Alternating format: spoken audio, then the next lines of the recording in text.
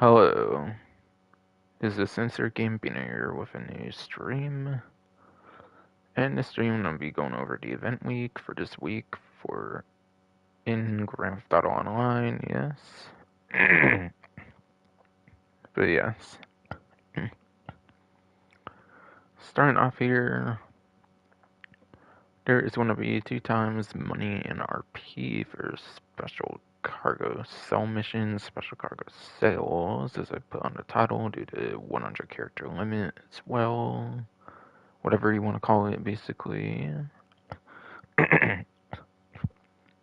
Yes. I believe normally they go for what, like 2.2 million or something normally, so like double of that could be in the upper, like, it could be low to mid, like 4 million.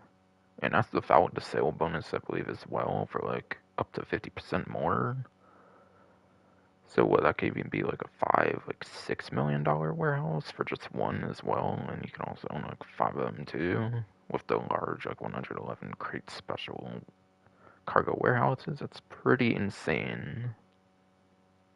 So the money can definitely be pretty insane for the week here, especially if you do the strategy of trying to go for like 5 full warehouses before one of the like 2 times money events.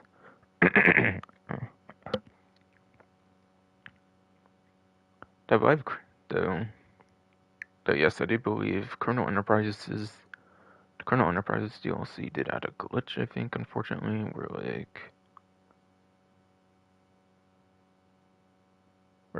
yes, or like, if you are over like 70, 80 crates or some shit like that, I think it can glitch out though, and like a ghost raid can happen. Which unfortunately, yeah, would not be ideal. So I'd say maybe at least 60 and low 70 at most, you should probably go on it. I would say at least like 60-ish, like 70 at least for your crates. The minimum you should probably do, yes, fucking fruit.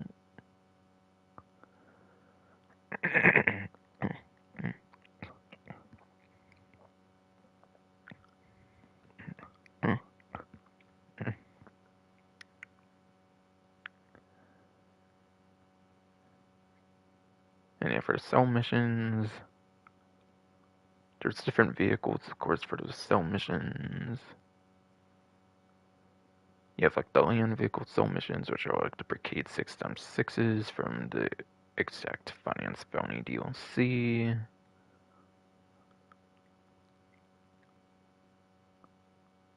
We had Brigade 6x6 missions.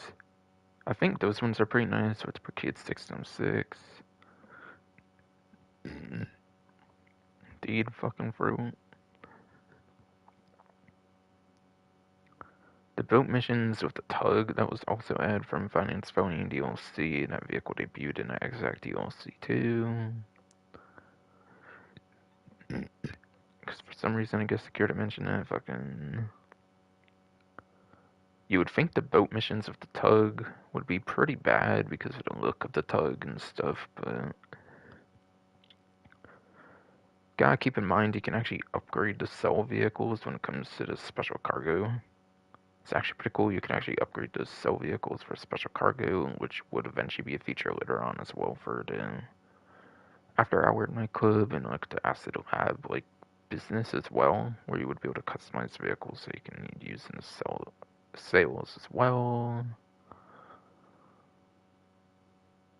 So definitely really cool, no doubt about that.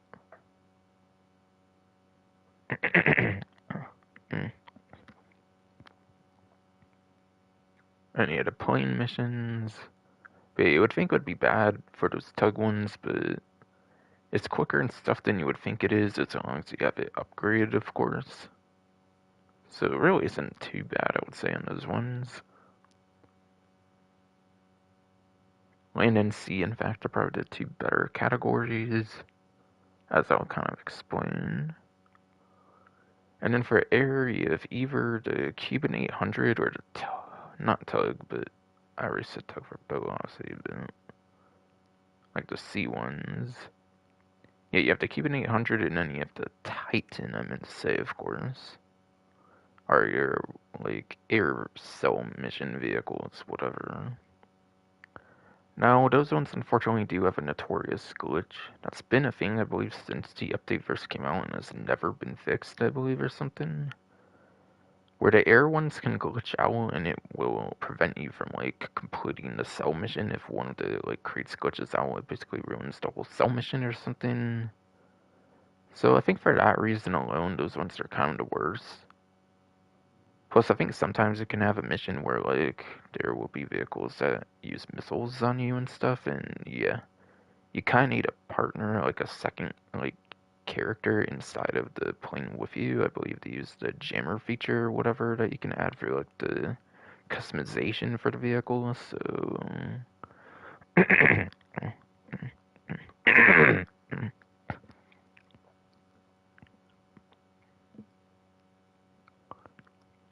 so... So unfortunately, air ones aren't unfortunately as great as you would think they would be with like how air vehicles tend to be some of your better grinding vehicles. Unfortunately, it's not really the case in the business, unfortunately. Now, there's all kinds of different varieties of the like vehicle like cell missions, but I kind of figured it would just be best to categorize them off the vehicle type, like land, air, and sea. Land, sea, and air, basically, yes. So yeah, I say land and sea are basically your better options. Air's mostly fine as well, as long as it actually fucking works for the most part. But still, I figured I would mention that there's like a notorious glitch with the air sales that can happen.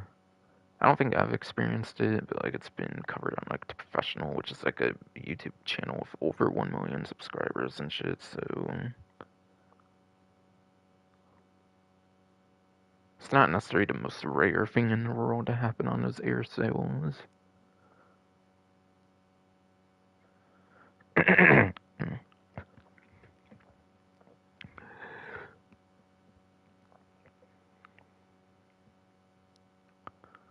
And then the export mixed goods missions. Those are the new types of missions that were added with the Criminal Enterprises DLC in summer 2022 with the Criminal Enterprises DLC, yes. Which I think, yeah, I already mentioned that, but yeah, my throat's being a bitch, so, like, kind of said it again, I guess.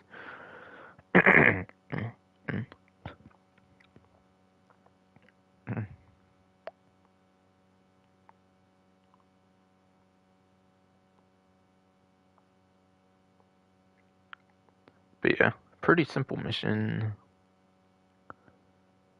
They're one of those new missions of like Lupe or whatever, where you have to go over to like one of your few warehouses up to like a few different warehouses. If you have like all 5 you can have at once, and then you just go into like a flatbed truck, I believe, and then you just drive it over to docks. Some occasions you can have like one level to deal with, which can be a little annoying on that one, but the rest of the ones are pretty damn easy. And you do it for like 50,000 I think normally, but yeah, it would be 100,000, but yes. It's indeed shit fucking fruit. You can definitely get up to like 100,000 it seems for export mixed goods missions.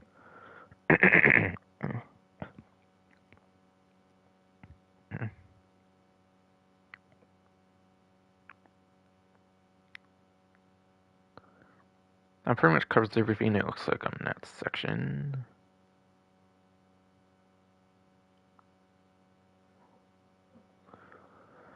Before I get any further, I actually wanted to check to make sure my live stream is working fine here with the fucking... I did a mic test already, but yeah, I kind of forgot to check my YouTube studio and make sure it's showing up there. Alright, yeah, seems to be working fine here, so good. I think I've had random issues at times on the PS5 while I'm streaming those, so I figured I would check just in case, though. Fucking fruit.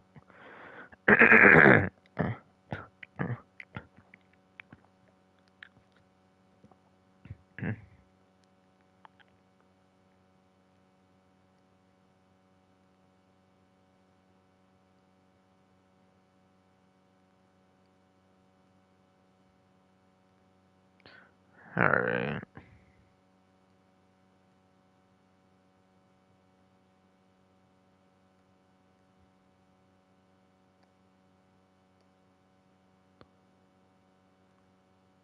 Sorry about that, but yeah. For it's being kind of busy, I guess I want to hold off at slight tad there.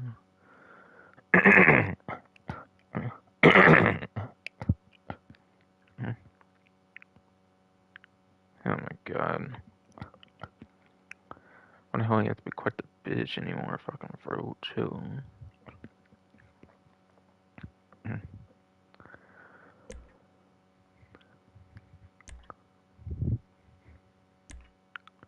And then executive discounts, 30% off here.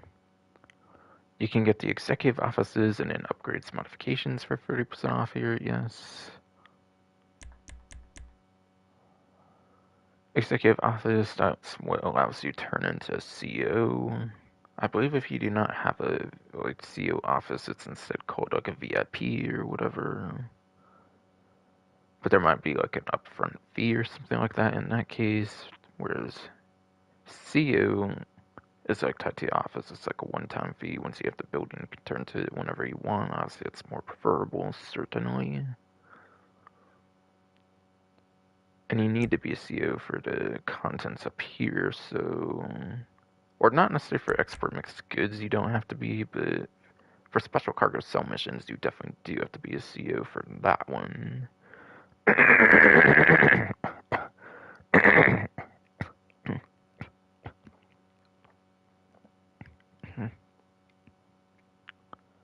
Guys, we're fucking fruit, man.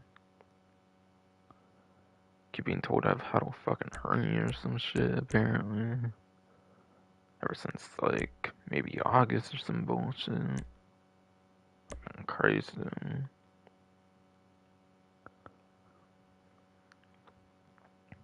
But yeah.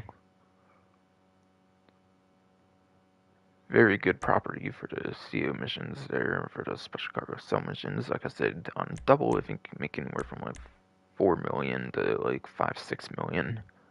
And yeah, that's with 111 crates as well, by the way, of course.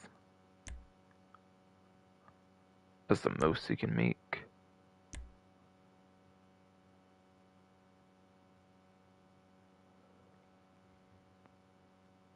And yeah, upgrades modifications as well for the like gun locker. You can get like a gun locker, for example. Yeah, gun locker and the accommodations as well, I believe lets you spawn there too. So those are probably the best couple to focus on, would be the gun locker and accommodations. Especially accommodations, and spawning at the CEO office is definitely pretty beneficial.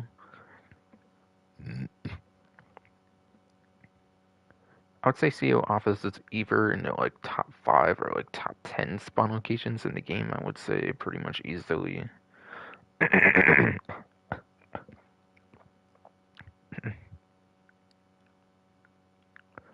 I don't know if I would even maybe consider calling it like a top 3 spawn location as well.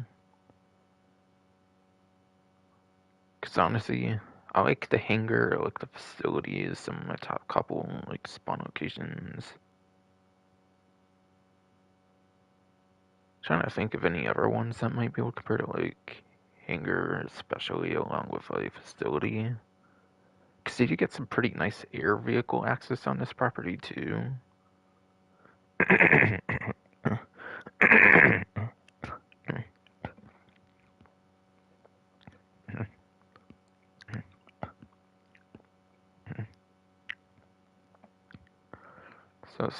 So.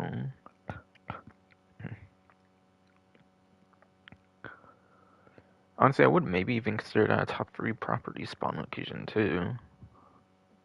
Just because you can spawn stuff like the Buzzard and like the Savage over there. From like the roof as like Pegasus vehicles, which you can't even do in the agency, which is the newer property, which only has like non-weaponized aircrafts too. For that one. That's like the other property.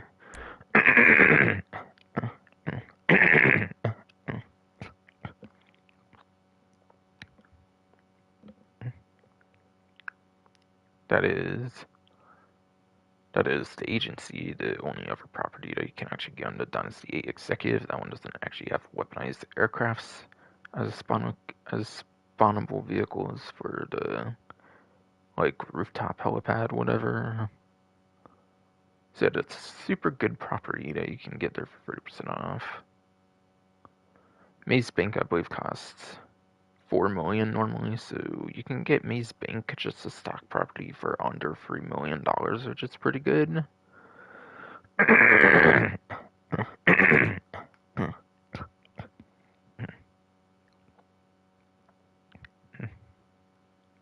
Which is definitely pretty good that you can get the Maze Bank for under $3 million right now, which is pretty good.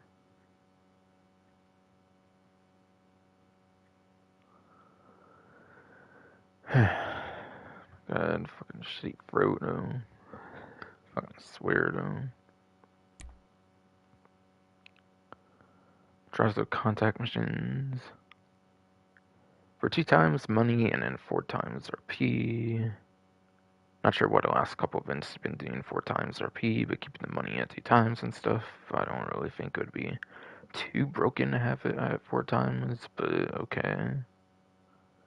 Sure, you can maybe make like 80, 90,000, maybe almost like 100,000, even on like a single contact mission, but usually that's on like fucking 15, 16 minutes or something for like the max payout or whatever the hell, and like that's not that bad. But okay. I'm not sure why this and Gerald recently has have 2 times money and 4 times RP, but okay. Martin Madrazo's newest set of contact missions are known as the dispatch missions, like dispatch 1 to 6, I think. So yeah, his newest ones pretty much pay out the best because they have like the updated like payout structure basically.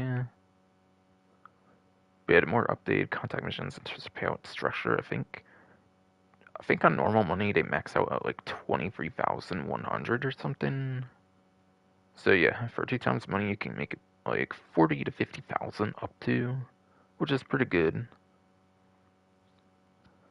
So yeah, for this particular event, those would be better for money making than even the Los Santos Connection, which is Martin Madrazo's most infamous mission in the game, I believe. Cause yeah, that one has like the extra like money crates or whatever, but that I think would only get you like 20, almost like 30,000 or something on regular money, whatever. So yeah, except actually, that would probably honestly be 2 times as well, actually. Because it's all as contact missions, it doesn't just say the dispatch ones, so actually Los Santos Connection is probably the best option you could do. Because like the money crates adds a good bit as well.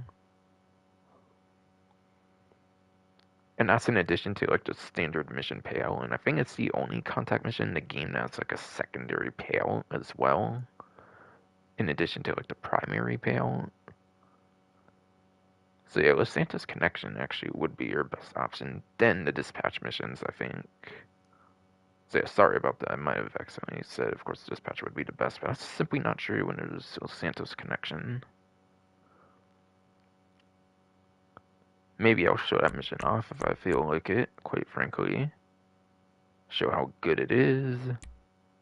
And like strats for it to do it quick and everything. It's practically one of the best contact missions in the entire game.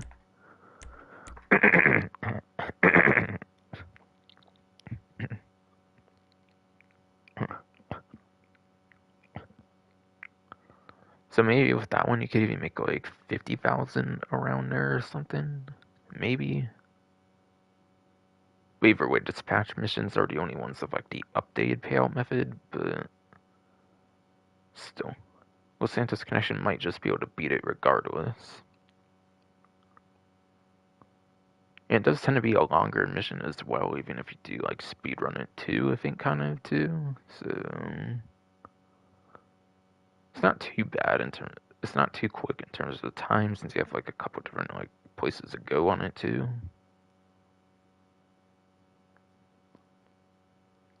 Yeah, I'll go over. I mean, I don't remember every single mission on top of my head. I'll kind of go through like the mission list when I get in the game, though, so everyone knows like what missions are his missions without having to check in game yourself if you want. To decide if you want to like hop in the game or something. But yeah. Okay, I don't know why they're not doing like 4 times money as well. Like, God. It would maybe be the first time they've ever done Los Santos Connection on like 4 times money if they did 4 times money as well as the RP. I just find it weird that they're doing one different than the other. They usually do like both numbers the same, not one number, one the other number.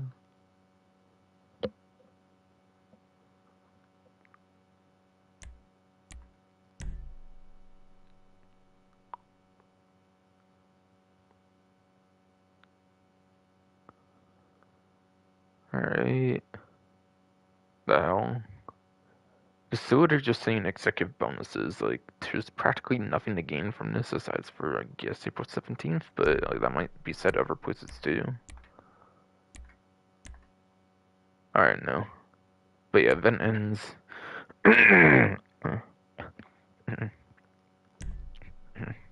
Event.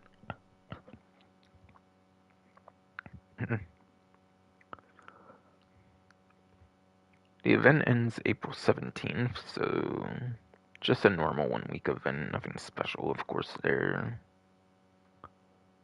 But literally, what a useless thing to have on here, though, what the fuck. This really isn't saying much of anything new either, what the fuck. Shit, at least this one has useful information, this one's like just a date, basically. And a little fucking description, what the fuck, though.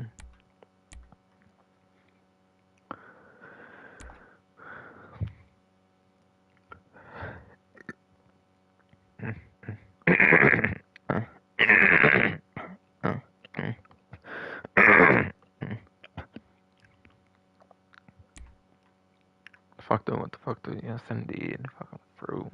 Christ. Okay, here's something that's actually new here this time for the menu here. 2 times money in RP on the collection time. But yeah, collection time is just an adversary mode. Now, this obviously will not be as good as Martin Drop contact missions, I would say easily. I feel when it comes to adversary modes, you don't really tend to make more than like a couple 100,000, I feel. Like, kinda no matter what the money opportunity is, I feel.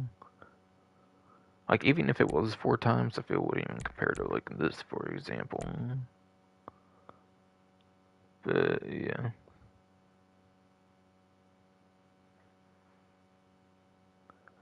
Now, this one...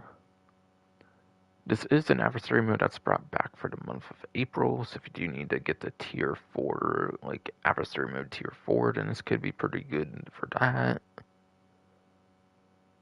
But yeah. This mode has something pretty interesting to it in terms of like a gimmick that kind of makes it not so good for time in terms of making money though. And I don't really feel the condition would necessarily be the easiest to achieve per se, but basically, if one team has like all the points for like 30 seconds or something, I think that team automatically like wins or something, according to like the little description. So if you unfortunately do not get lucky and you get put on like a really shit team or something that has like no points at all for like a whole 30 seconds, and the other team has like literally all the points or something, then yeah, this mode will go pretty crazy quick, I believe. Then. So it's not going to be too reliable, per se, for money making compared to other adversary modes, I feel, because of that. But again, adversary modes, yeah, the ways to pay out, I think, it depends on, like, the amount of players, like, time, technically the rounds, I would say, as well, because the rounds and stuff determines the amount of time a mode usually takes to, which can vary depending on that different adversary mode. Stuff like that. But yeah, this would definitely be the better thing to go for here over this, though. So I don't really bother with it too much if you need the tier 4 of your adversary modes if you are on the 9th gen version of the game with the career progression.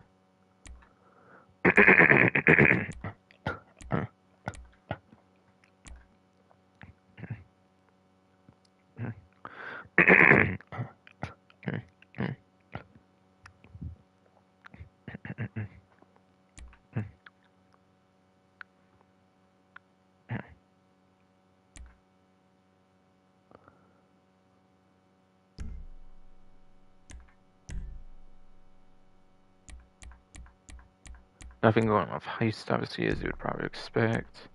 Again, career progression, tier 4 adversary mode is the only real reason I would probably recommend collection time, to be honest.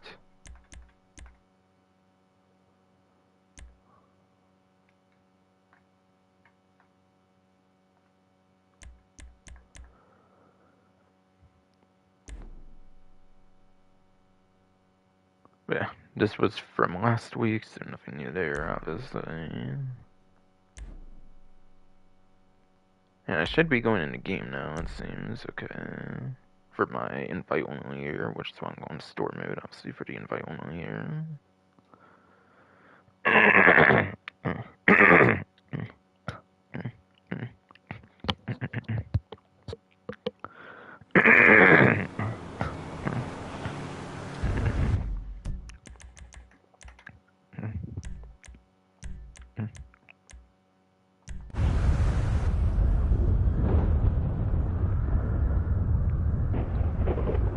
Oh yeah, I kind of forgot to mention something, but there was something interesting mentioned.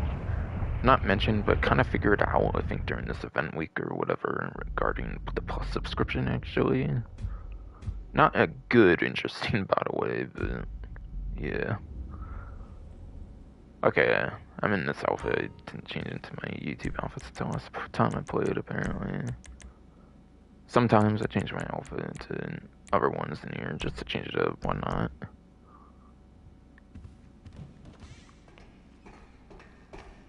It's kind of fucking around in free mode and stuff since fucking... What's it fucking called? Oh yeah, fucking... There was the new races, obviously, so I was playing the game more because of that.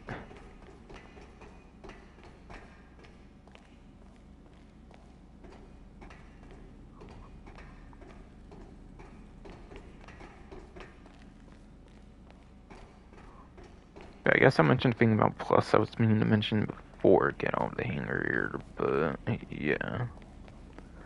I wonder if there's a way I can show the price on it or something, because it has to do with the price.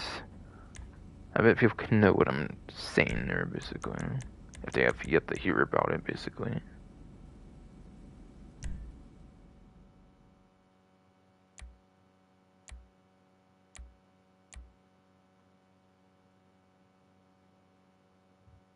Okay, maybe if I go to the PlayStation like section here, the PlayStation Store section here.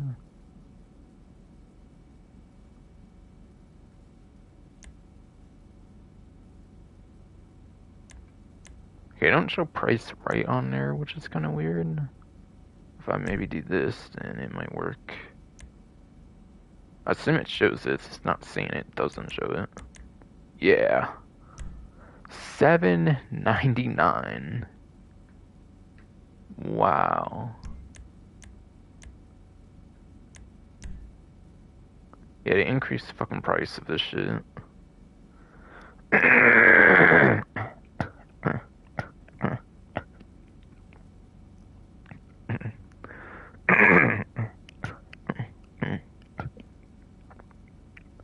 Yes, they did increase the price of this shit apparently here.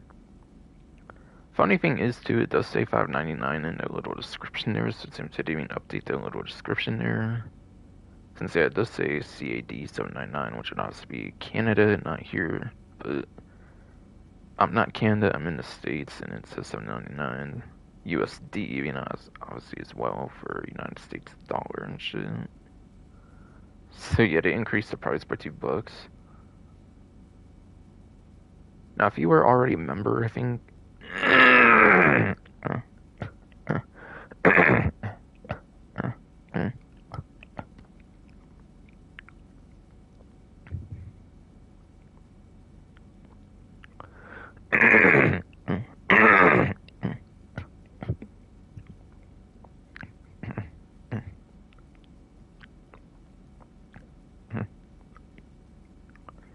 Oh my god, what the hell, fucking fruit? I don't know. If you were already a member, I believe it's still going to be $6 for one more month, I believe, of like May, but yeah, once June comes around, everybody pays the $8, I believe. So if you were a veteran member for the month of April, you do get May for $6 too, but that's it, I believe. But it's quite funny too, like right after they announced they were going to be doing the 1 million thing too, now they make $8 fucking bucks, bruh. I feel it has to mostly do with adding Red Dead Redemption to the service and stuff like that. Like all the games are going to be adding to the service. They're even going to be putting like fucking LA Noire and like Bully in the fucking service too, so who knows if that will increase the price even further or something at some point too, who knows? Or like further games from there. Why is it called GTA Plus when there's non-GTA games in the service? I do not fucking know, but okay. But it's an $8 subscription now.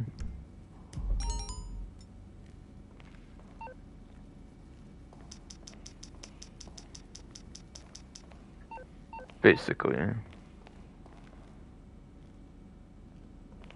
Apparently it's a pretty popular thing right now, I guess, due to like inflation stuff.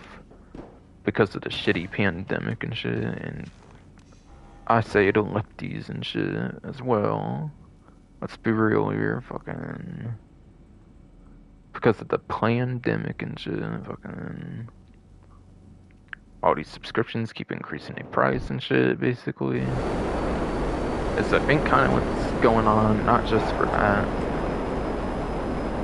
It's nowhere near the only subscription service that's raised in price as well for Plus. Like EA has a subscription, I think, as well, that went up recently or something. I'm only using that I'm only using it as an example. I don't actually have that subscription or anything, but yeah. Honestly, aside from Plus, I don't really do any other subscriptions. Maybe aside for that, like an antivirus subscription for like PC, just because the PC ecosystem, I don't trust that shit. So yeah. Well, how much more you can do on PC and shit.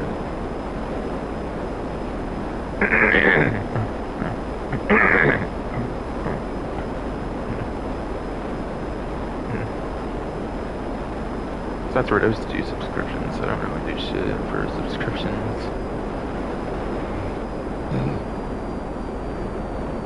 But they're usually just a waste of money, usually. And yeah, PlayStation, of course, recently increased. Yeah, PlayStation even increased theirs from like 60 to 80 for the essential, like the basic one too. A bit earlier in the year, or like end of last year or something as well. Just kind of an unfortunate popular thing to do in these kind of trying times, supposedly. Supposedly in these trying times, I guess indeed, fucking bro.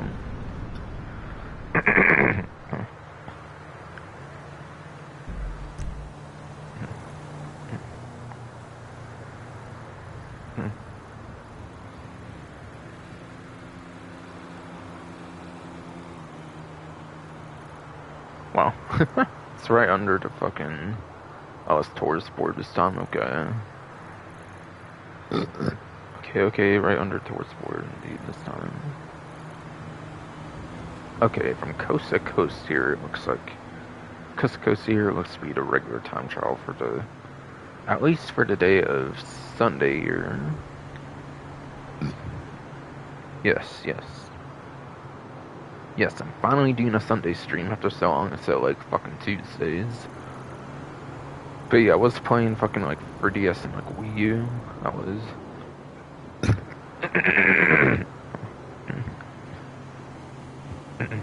To be fair, I was kind of playing 3DS and Wii U online for a while before the servers ended up shutting down like on Monday here.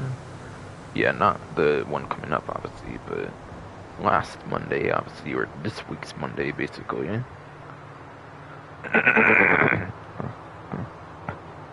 Though some people do consider Sunday the start of the week, so I guess it could very much be last Monday, but still. I was playing some online games before the servers shut down on this 3DS and Wii U systems. So yeah. That's kind of why I've been doing the Tuesday streams before this one lately.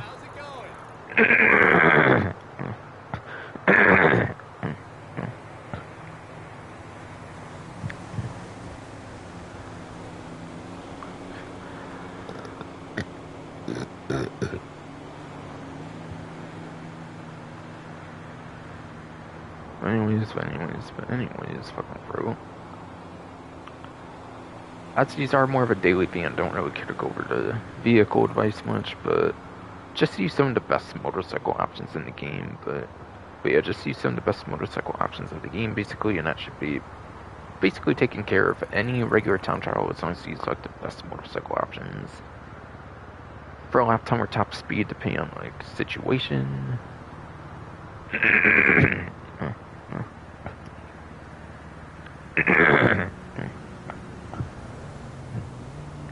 As I will explain later, yes.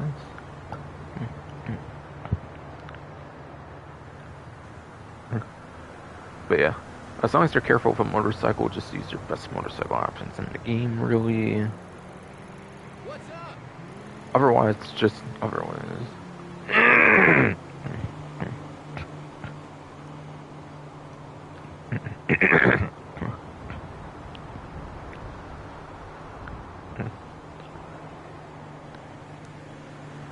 otherwise, just use some kind of like video guide thing or whatever, basically.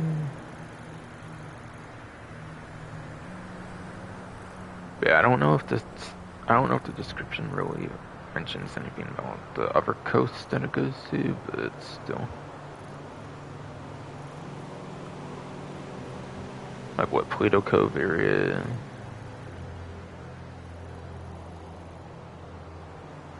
It's 2 minutes worth. It could very much be like somewhere here in like Pacific Bluffs or like even lower, maybe. I don't know. Or maybe it goes more this way or something, maybe. Just maybe here.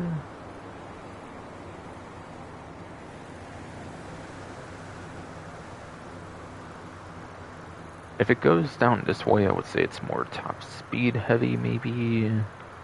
If it goes more like around like this way or something, I would even maybe say it's more lap time focused, maybe in the slightest. At least. That will be all the advice I pretty much give for this. Again, just look up a video guide or use the best motorcycles of the game, basically.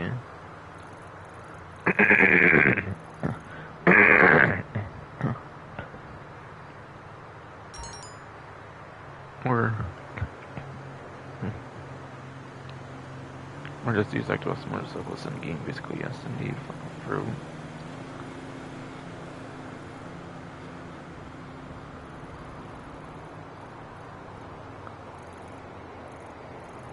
The RC Bandito time trial here for the day of Sunday here will be Rogers Salvage and Scrap. Hey!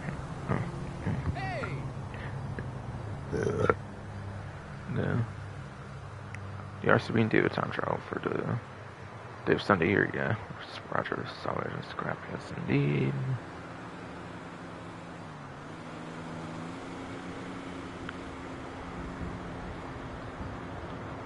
And yes, one of the few newer ones, it is one of the few newer ones with the San Andreas Mercenaries DLC, so yeah, it is just one of the newer ones. Besides for that, you can obviously only use the one vehicle, the RC Bandito, as the name suggests, so no vehicle device I could possibly give or anything. And aside for that, again, just look up a video guide or something if you want that. Otherwise, just to learn the corners, otherwise, basically just to learn the turns and corners and shit, basically, you should do fine. If you don't look up the video guide, of course, that is, and just want to figure out the turns and corners and stuff yourself, if you like trial and error.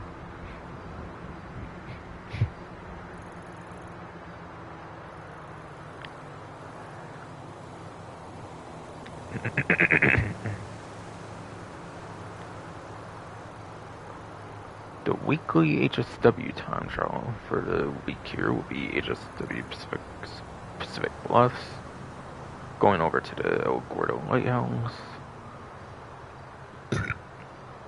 going over to the El Gordo Lighthouse, yes indeed, fucking bro.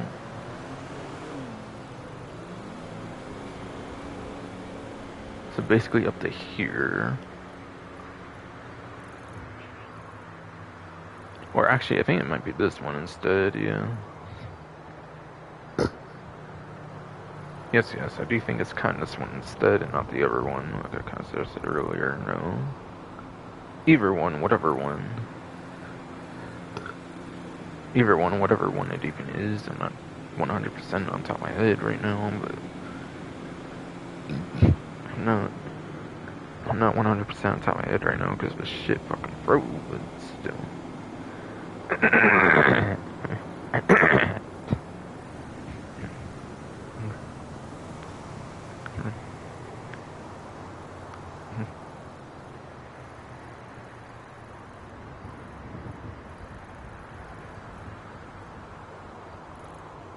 Now this one, you might notice there's no part-time on it, at least it looks like it, since I'm not an HSW vehicle, but yeah.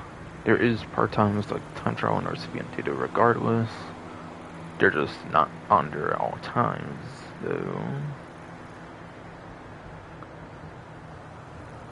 The reason for it is because there's fucking...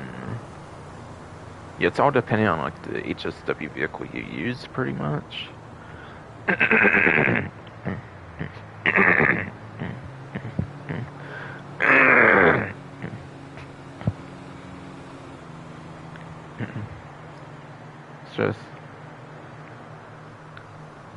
It's just not under because it's based on the HSW vehicle you actually use, whatever.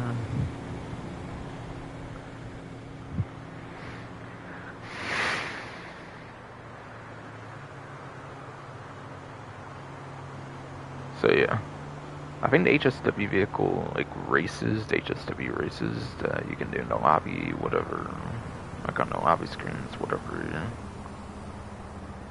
There's a Class A, a Class B, and like a Class C, I believe. Class A, I think, is like coupe and like compacts, or compacts, coupes, whatever, all combination, what you want to say it all. Class B, I want to say, is like stuff like SCV, muscle, maybe off-road, like with the Monstrosity, for example.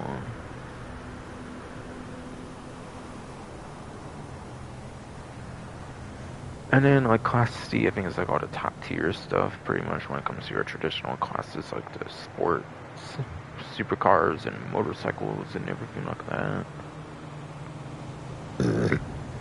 So I think part-times go off of like a system like that, I believe.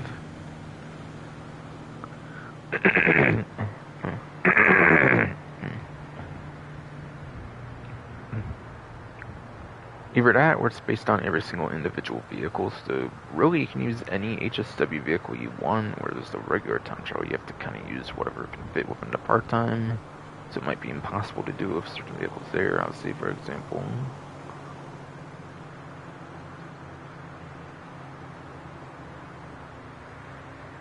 So yeah.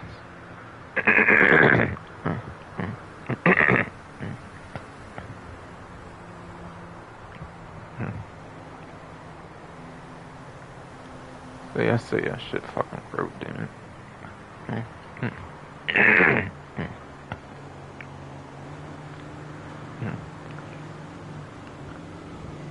So, obviously the best option I would say, since I mentioned motorcycles for the regular time trial, would be the HSW Hot Trial Drag. HSW, I would say, would be the best option for the HSW time trials in a general sense.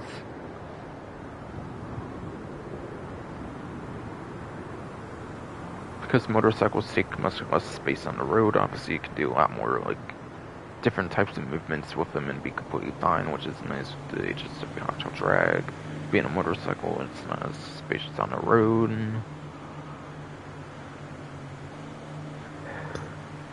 So because of that, I say HSW Hot Trial Drag would be the best option overall for a time trial. If you are on the 9th gen version of the game, of course. Otherwise, the regular one does pretty good as well if you are on 8th gen, by the way. By the way, it is pretty well there as well. That motorcycle, by the way, you do forward on the stick, unlike most motorcycles where you do back on the stick like you're doing a wheelie. HSW Hot Trial Drag, since you cannot really do a wheelie with it, you do forward on the stick for that best possible speed, I believe, too. regular and HSW for that, by the way. I mean, if you're not going to do that, then there's like the HSW supercars, for example, like the HSW second, like the HSW weaponized Ignis I'll start with. Which, funnily enough, you cannot actually use in the time trials, I'm pretty sure, but it's a very good lap time option. It's also pretty decent top speed as well, but it's mostly known for its lap time.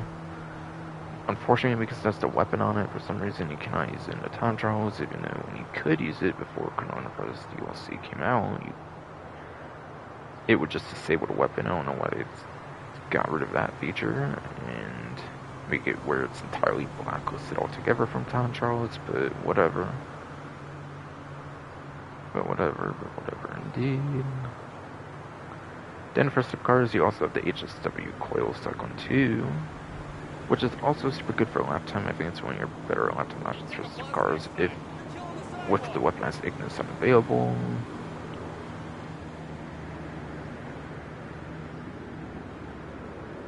But yeah, pretty good for lap time. It should be not so good on the top speed, I believe, since it is electric after all. Because electric vehicles have to like acceleration, because electric vehicles have the acceleration features, which is how quick it gets to top speed. It's super quick to get to top speed, but because top speed's super quick to get to, it does also limit the top speed usually as well. Even less so since it is HSW, but still not going to be as good top speed because of that. And then for supercars, you also have the HSW Devastate 8. That one's pretty good for lap time, but it's more known for top speed on that one. And yeah, I believe it's also pretty good for top speed on that one for 8th gen as well, where you can use the regular non-HSW one on 8th gen too, but not HSW obviously, since that's exclusive 9th gen content. And then the last of the HSW supercars is the NTMT HSW. No, that one's fucking garbage though. That one's like 20 of something plays per lap time, which is terrible. And then top speed is pretty much top tier for HSW supercars, but when you have the NTMT, when you have the Devastate 8, that also is good lap time as well. It's the good top speed, and you almost never want to use that one in comparison. In most cases. I'll mention where it strives. I'll mention where that one strives later. And then if you're not going to do like a HSW supercar, some of the best other options are pretty much from the San Andreas Mercenaries DLC, which is the Mabatsu Monstrosity, which is doing the off-road HSW vehicle of the game. So that one's obviously super good. Then you have the HSW Italic to Stinger TT from San Andreas Mercenaries. That's pretty good as well, but that one does have access to slick mines, which I assume counts as a weapon, just like the weaponized Ignis has the gun that you cannot remove in the mod shop or whatever. Now you can apply and unapply the slick mines as well, so I'm not sure if it's blacklisted entirely. At least if you have slick mines, I'm pretty sure it is, but I'm not sure how that all works because I've not tried it myself. So that one you might not be able to use, but still. Otherwise, you have the Bravado Buffalo EPX HSW, which is a muscle car HSW vehicle. Also, San Andreas Mercenaries there, of course, too. But that one's muscle, it's also electric as well. So that one would kind of prioritize maybe a little more in the acceleration than like the top speed department, but like the second two from earlier, by the way. Possibly indeed.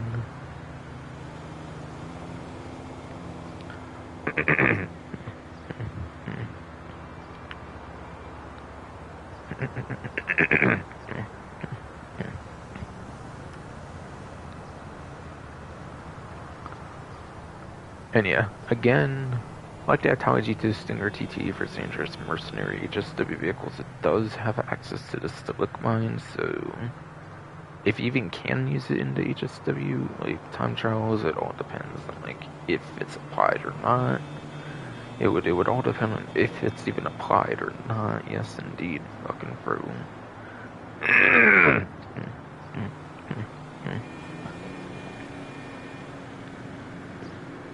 It would depend on if it's applied or not. Yes, indeed. Fucking bro, yes.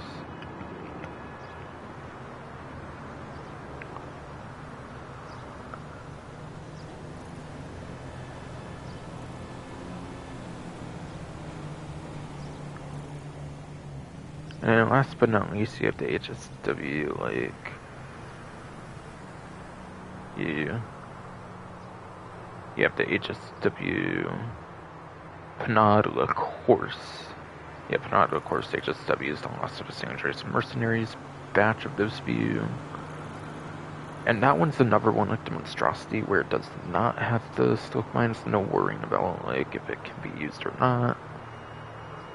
In terms of the sport class, it's actually the #1 for lap time by like 3 whole seconds, I believe. So it's very good.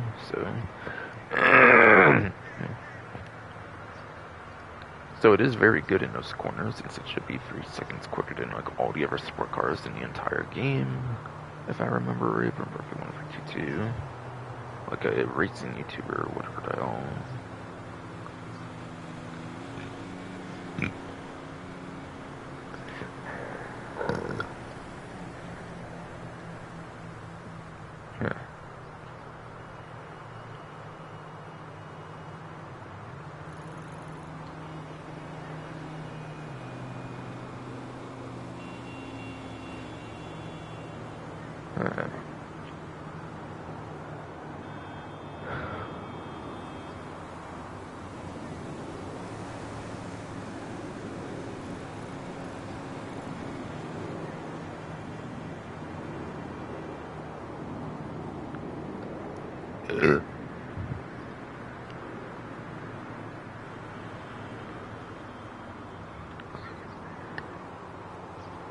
And yeah, I pretty much does the whole entire Sanders.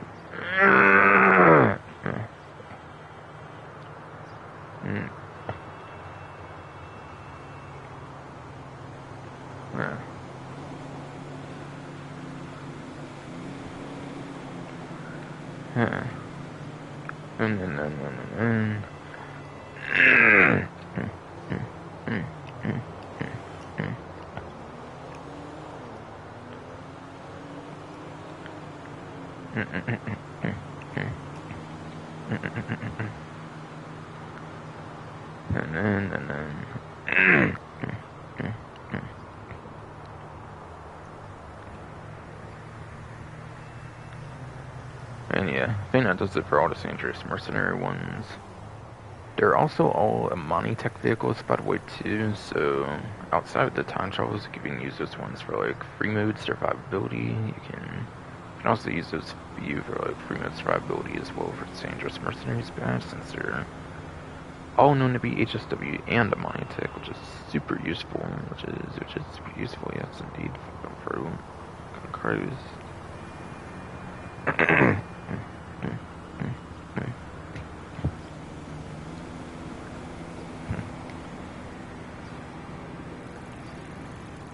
Yeah. That's several good options for the HSW time trials that may or may not be super useful for you in particular.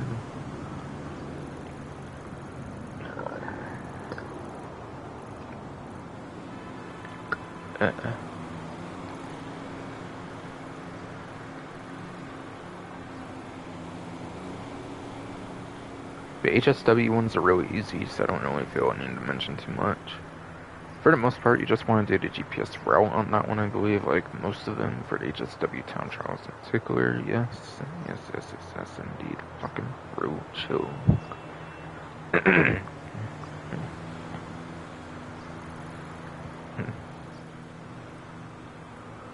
And then the Junk Energy town trial for the day of Sunday here is going to be Mount Gordo. Latest set town trials was released as part of San Andreas Mercenaries DLC. And quite frankly, just some of the easiest time travels in the game as well, so I don't really feel I need to mention too much there. If for some reason you somehow struggle on it, I would look up a video guide or something like that, but for the most part, there's some of the easiest time travels of the entire game, just like HSW especially. The later ones usually tend to be a lot easier than the older time travel types.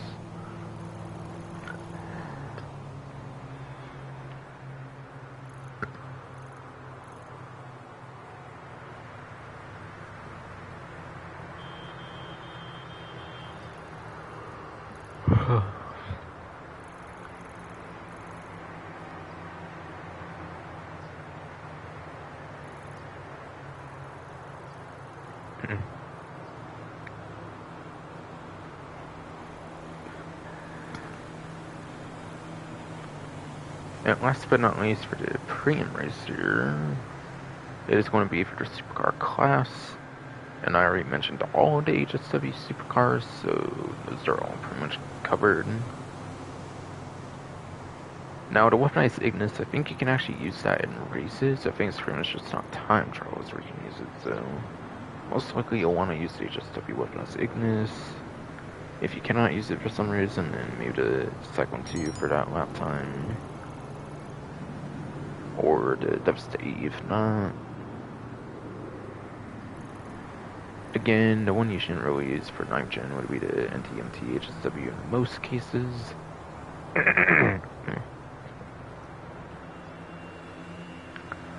And then, when it comes to the 8th gen version of the game, I'm not going to leave out 8th gen here. I believe it goes to Progen Emrys. Yeah, I think Progen Emrys from Damascene Reservoir is number 1 lap time. Number 2 lap time goes to the Turismo Maggie from the latest Chop Shop DLC. That Ammonitech supercar with the missile lock on jammer remote control unit only from the latest update here. And then I believe it goes to Benefactor Krieger from the Damascene Resort DLC is number 3 as well. For the top 3, for top 3 these days on 8th gen for lap time. And then top speed when it comes to the vehicles for 8th gen. I believe it goes to Torero XO from the Colonel Enterprises DLC for number 1 top speed in that case, and then it actually goes to Devastate and then the NTMT regular versions, I believe, for number 2 and number 3 top speed for the case of 8th gen. So it kind of swaps when it comes to HSW to regular. In that case, whatever. That's what you should look into for top 3, whatever, for lap time, top speed for the 8th gen version of the game. Don't really feel like going.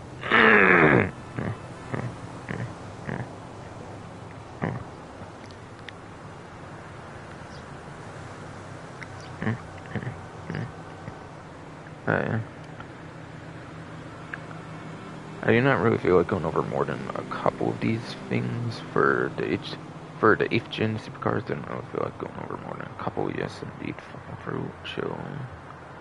Fucking chill, fucking relax.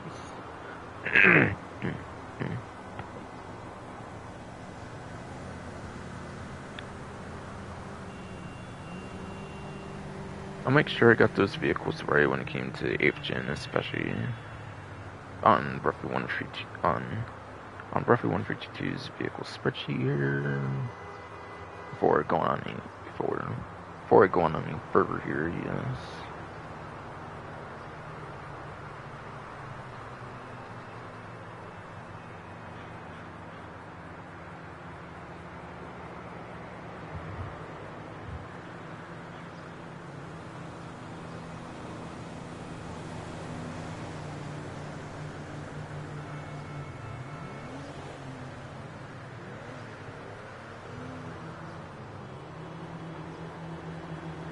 Alright, yeah. Last time I got correct for 8th gen.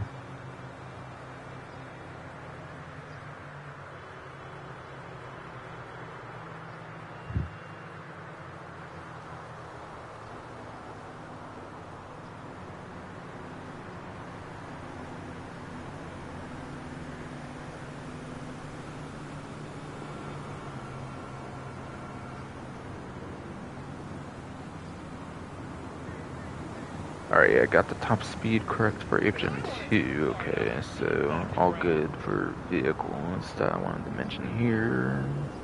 For options that are pretty good.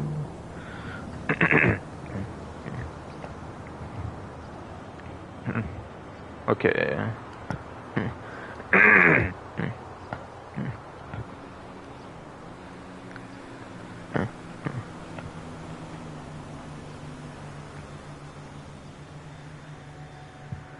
But yes. And what exactly is the lap time and top speed for those that don't really know what that might be? Well, lap time is most races of the game, basically, where you have like turns, like corners, all that kind of stuff, which is pretty much most things in a city. And throughout most of the map as well, obviously, unless it's like... And then the other stuff is pretty much top speed focused, pretty much, I would say. Top speed is like huge straights, like a highway. There is like nothing but huge straights on like a road and stuff, where you get the most focus on like your actual speed of the vehicle. Say like highways, airport runways, all that kind of stuff. 14K1 obviously as well. Your airstrips like Sandy Shores and Grapeseed to a lesser extent too. The art streets basically is what the top speed would be focused on, or like a highway really. Or like a highway really, yes indeed. Looking through.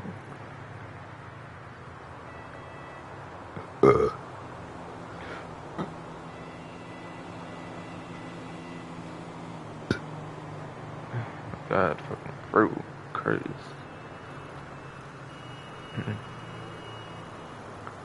Yeah, that's top time, top speed basically.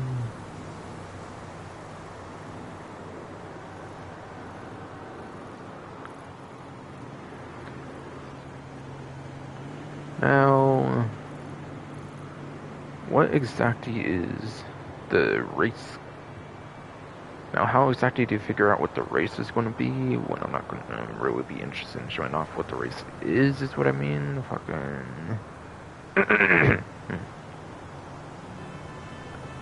You do square X on Xbox, whatever key on the PC, and you can do start job for the...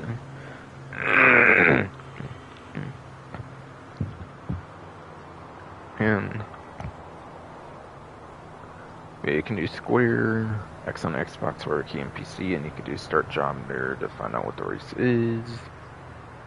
Once you do that, you can just do the same exact thing again, I believe, which is, of course, square Xbox, whatever key on PC.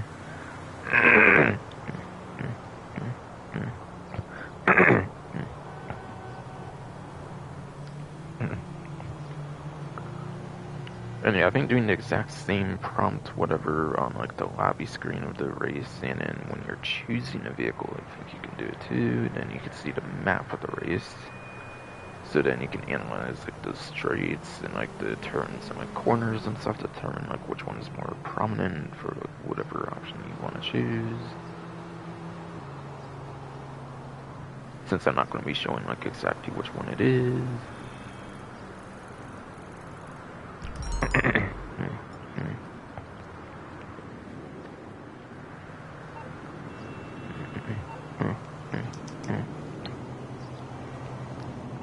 Cocaine, counterfeit cash, meth it looks like as well, okay. Okay, yes indeed, fucking through. Cody Pug, Chicken Hawk, whatever. Now it's on to the podium vehicle here. No, now it's actually a podium vehicle here, which I'm actually do it a little quicker, despite my shitty throw this time. Jonathan. Despite shitty throw this time, I'm actually quicker. It seems a little bit at least.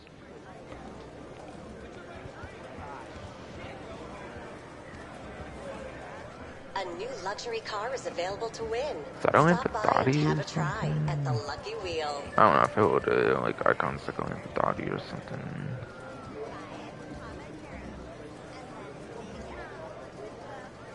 Yeah, Bandit selling Bugatti, text on the back too. I think it might be the Lampadati Cressida or something if I remember looking on the Newswire. Can't exactly see anything else suggesting to me like what it is. I don't recognize the look too much per se on top of my head. I was hoping the badging would show up for like the name of it or something. Alright, cost the 1,000 for bonus of the day or whatever, yes.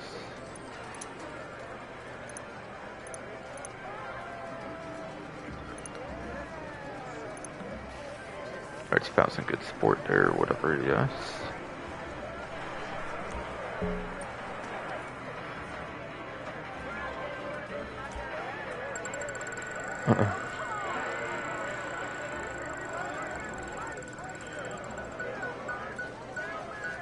I couldn't get Mystery Con. And I think all the clothing just pulls from like stuff in the regular clothing store. It's like from Damascene Resort onward, which I have all the clothing, I'm pretty sure. I think I bought all the clothing from that DLC beforehand, if I remember back when Cataprico Heist paid super good. And now I don't care to collect clothing again, basically. As far as I know. I don't know, talking about Farm Raid honestly would be a super good grind if I want to go back to something like that. Perhaps.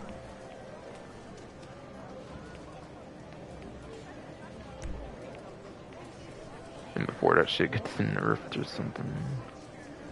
Because people say it's like really fucking good money-wise when doing it hella consistently. And like they do promote speedrunning it literally on the fucking like career progression, so it's quite possible to do it under a certain amount of time.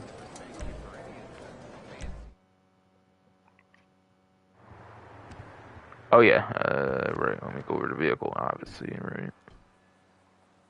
What am I doing?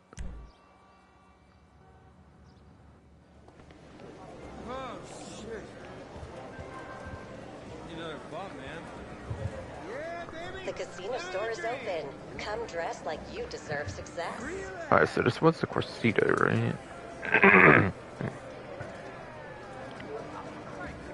So this was the Lampadati Cressida, right? I think it might be.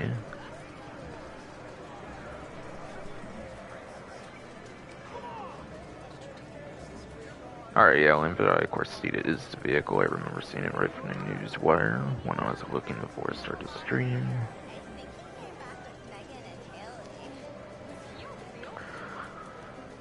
But yeah, that's going to be a sports car.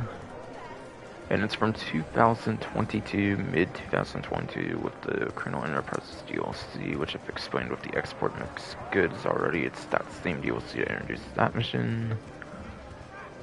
So it's pretty relatively recent in the last like, couple years of the game. So that most likely means it's on the vehicle website for purchase, for sure, I'm assuming here. So it should be available for purchase if you do not want to own it. If you do not want to spin for it, you should be able to purchase it, or if you get unlucky and do not get it or anything.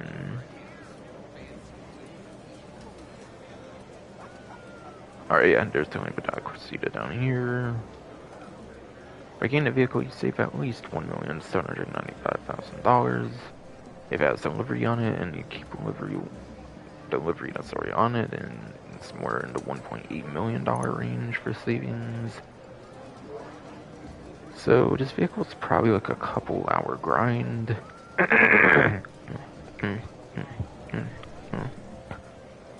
But yes. This vehicle is like a couple hour grind if you go off of like the Cluck and Bell Farm Raid, which is probably a new good example when it comes to money making notes in the game, really. Since again, Rockstar already promotes it as a speedrun thing after all in the career progression. But yeah. Fucking...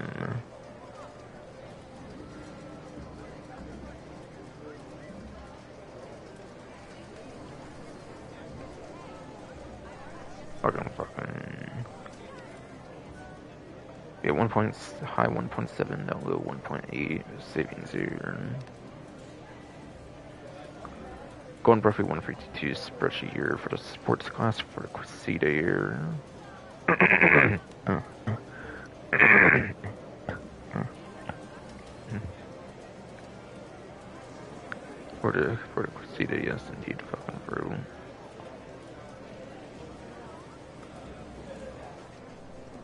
Alright, so the Crusader looks like it's in the C tier for the sports class here, according to Perfect 152 spreadsheet. And that's going to give it 14th place for lap time. That does give it 14th place in lap time. And it also gets 8th place on top speed as well. Now that is on the 9th gen version of the game, of course, for those performances, so if you're on 8th gen, those would be even better performances too. And there's quite a few sport car HSW vehicles in the game, so it could very much be in top 10 for both lap time top speed, just barely for the 8th gen version of the game, so you may begin within top 10 for that lap time on the 8th gen as well. Whereas, yeah, on 9th gen, it's pretty not so great in a sense for the lap time. So it's more of a top speed vehicle, basically, then. Which, again, is pretty niche compared to your lap time. It's up to you, really, how worthwhile this could be. Now, of course, you can disable the HSW if you are a race host or something. If you do decide to host a race, you could always disable the HSW for the most part. And then it would be pretty much just as good as it is on 8th gen in that case, but yeah. Mostly good for the top speed.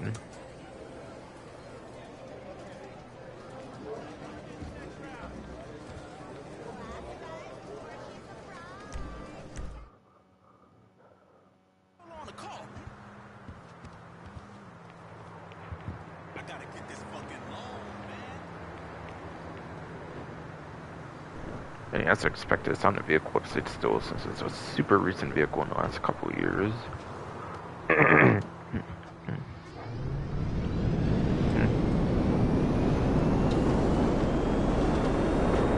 Oh shit, right, my agency is full right now, apparently, okay.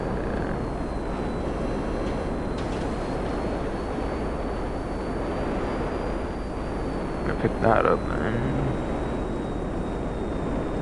Cause yeah, again, I was playing those like transform races and stuff, like off stream and stuff as well, in addition to showing them off on stream. So I was playing the game a good bit, so I have the 250,000 because of that.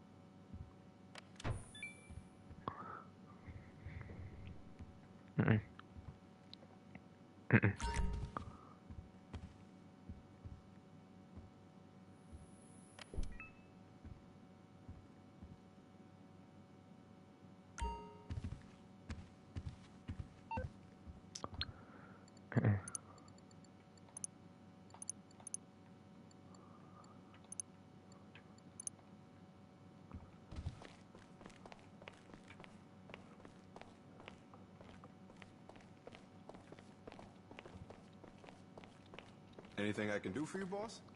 I'll be here.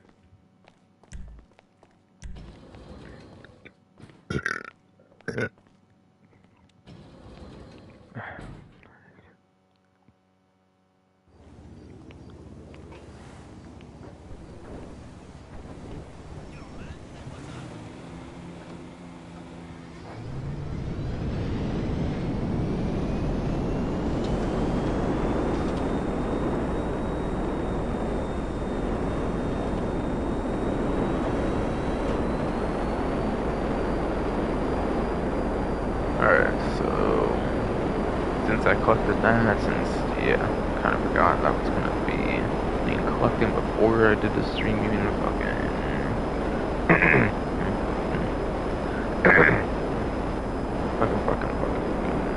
fucking, it's time for the Los Santos car meet then, yeah.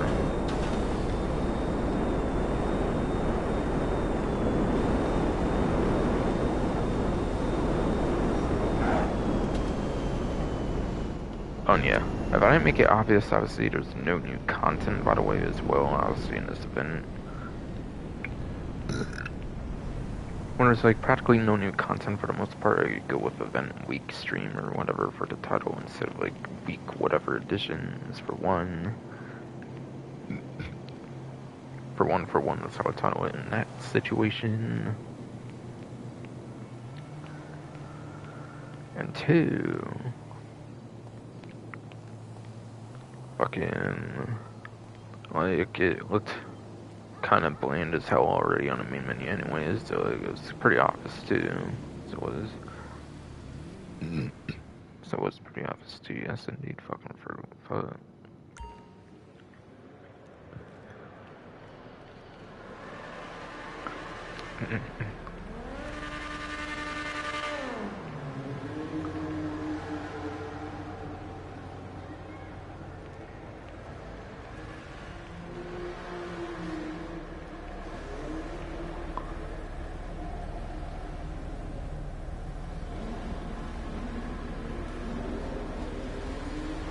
Alright, and for the test ride vehicles this time around, there's the Dinka Jester Classic, the Proton Italia GTB, and then there's the Grati Italia GTO.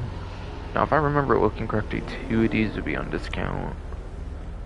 I'm kind of presuming the Italia GTB will be the full price one since it's the plus vehicle that's free right now, because it is the plus vehicle that's free right now, I believe, as well, so like, for one, it would kind of make no sense to discount for those people. Sure, like 8th gen obviously exists, that does not have access to the subscription. PC as well, obviously too. But yeah, I kind of feel like that would be kind of counterintuitive to get the plus vehicle in the first place, so it's probably those two on discount on the left and right.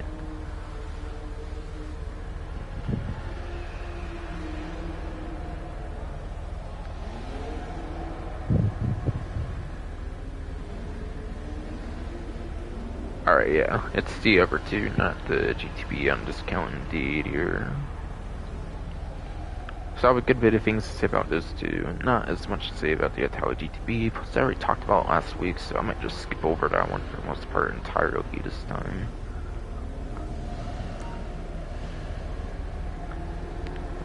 So, the Dinka Jester Classic, this vehicle was originally going to be part of the Super San Andreas Super Autos DLC. According to leaks and stuff, I think it was part of that update, but it was like pretty broken and stuff in that update, so they pushed it back to After Hours DLC instead. And fun fact there, by the way, is it was going to be in that previous DLC, but it was cut due to it being like unfinished or something at the time or whatever. According to the leaks and stuff around that time. Now, I think it was originally going to be in the Sports Classic class back then at that time, but they did push it into the Sports class, which is apparently the more realistic classing for it, albeit it's not going to be as good, of course, being in that class, instead of where it would have been better in the Sports class for performance-wise. So, to go over this performance of it from the spreadsheet I mentioned from earlier.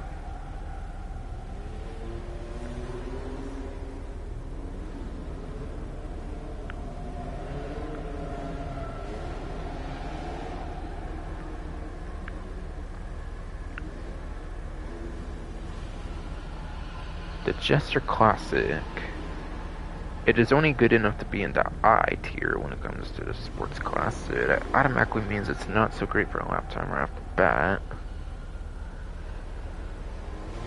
It is going to be 70th place for a lap time apparently, which is not good at all.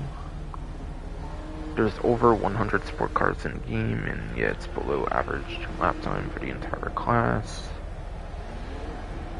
And it's also 52nd place, and it's also going to be 52nd place for that top speed. Now, technically, it seems to be a little just barely above average on the top speed, technically over the crazy 107 sports cars in the entire game. but yeah.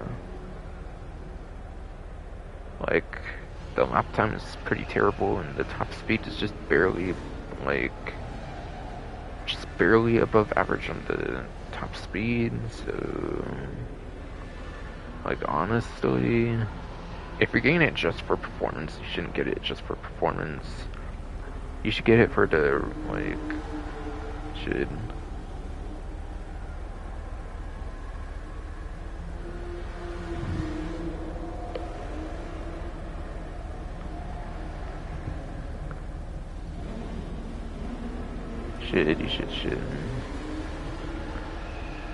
You should get it for, like, personal preference, like, customization kind of reasons, whatever.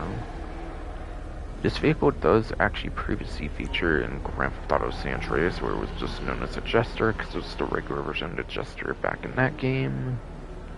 It was a pretty cool vehicle back in Grand Theft Auto San Andreas, pretty iconic vehicle in real life and stuff too, from what I hear, so pretty good vehicle in that regard.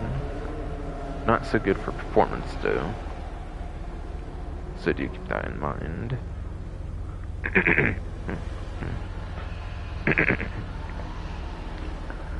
So do you keep that in mind? Yes, indeed, fucking bro. Yeah, honestly, I'm not really going to say too much about the Project Italia GTP. If you are a GTA Plus member, then you should be getting that over in the other area instead. Though I wonder if you could get it for free here as well if you want, like, the green color here. You could maybe get it for free here if you want the green color on here. Instead of, like, whatever build they have at the car club, whatever. However, the car club might have more interesting builds since those can have, like, 2 million colors and stuff, since they don't have to be compatible with the 8th gen version of the game. Since they didn't have to be compatible with the 8th gen version of the game, it might have some more interesting colors there anyways, fucking bro, but still.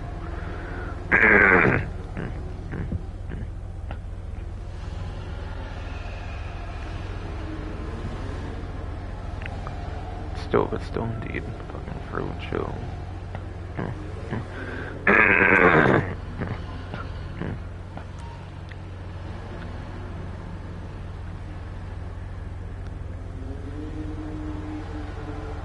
And then it's going to be onto the Grotti Italia GTO here. And this one, unlike the Jester Classic, is actually known to be a super good sports car in comparison. I know that right off the bat on top of my head.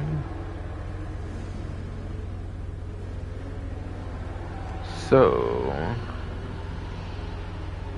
how good, you wonder, though? In the sports class, the Italia GTO here is going to be in the A tier. It is.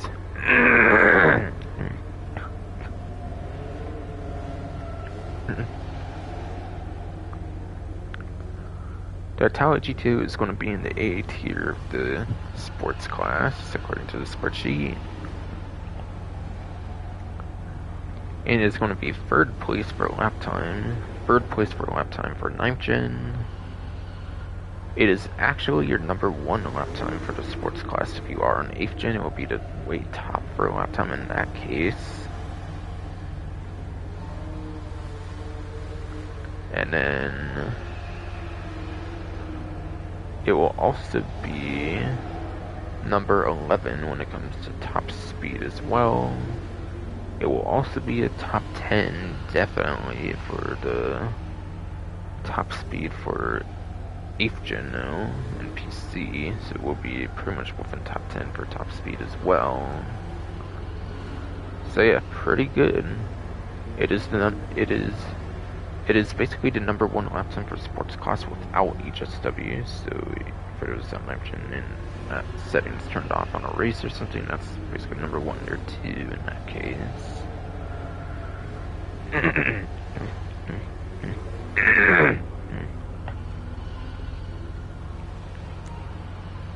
So this one's a super good vehicle to pick up here.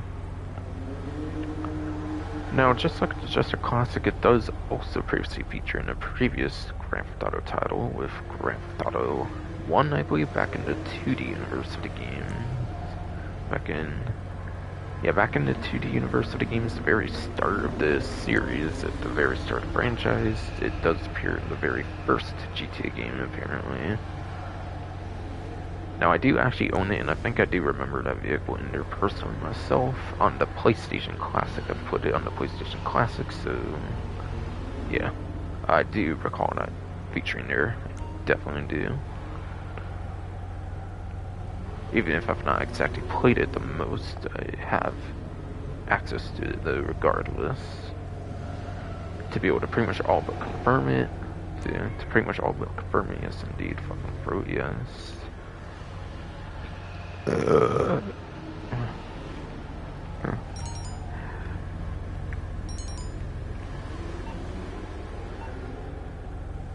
Some kind of business thing on there, whatever, yes, fucking fruit.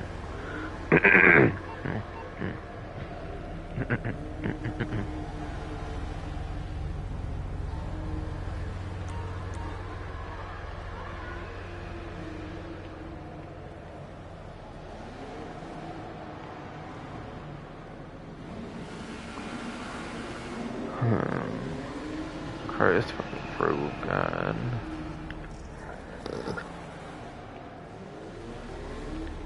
Yeah. Yeah, obviously I should cover this whole area over here for the test ride vehicles. Okay, so now it's going to be on to the prize ride this time around. And that is going to be the... That is going to be the Grotti Bestia GTS, apparently, or...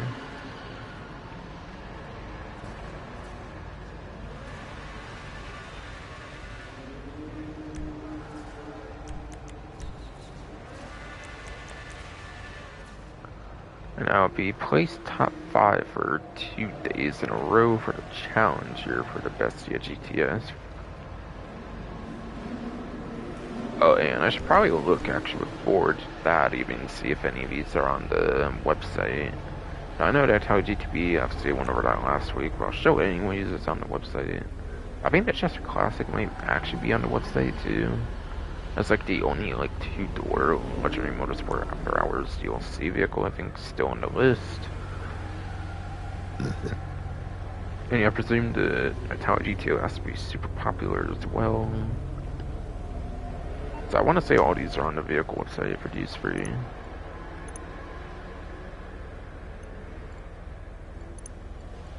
Yeah, I'll go over to Italian GP quick as well here. Well, we'll go over to GP super quick here, yes indeed. Yeah, there it is on Benny's, of course.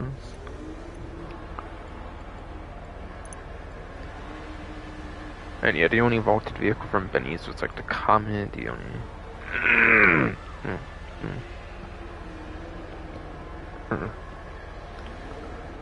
the only vaulted, Yeah, the only vaulted vehicle when it came to Benny's was the Comet, because how little vehicles are already on there anyways. So most of those are kept intact.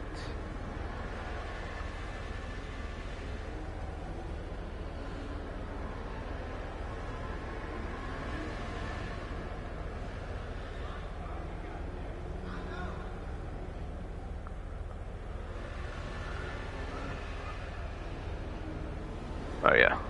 So, there's the Arena War vehicle I told you to here from like late 2018 at like the earliest. And yeah, Jester Classic is actually just beneath it, yeah, with After Hours, okay. Okay, yes indeed.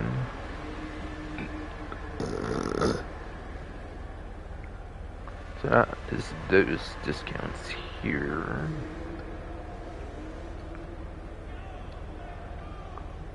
And those are going to be 30% off, and those are 30% off, yes indeed.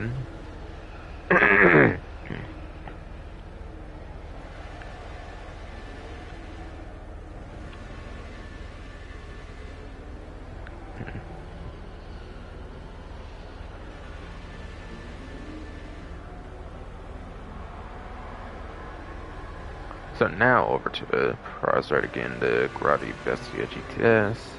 I do want to say this vehicle is probably vaulted, I will say, but we'll check it later. Yeah, placed top 5 for 2 days in a row. Pretty easy challenge given that the pursuit races even, which is the less useful type of race that you can do for the like Prizride challenges, the one that you are least likely to be doing is fucking top 5 2 days in a row. Yeah, pretty easy. Pretty much.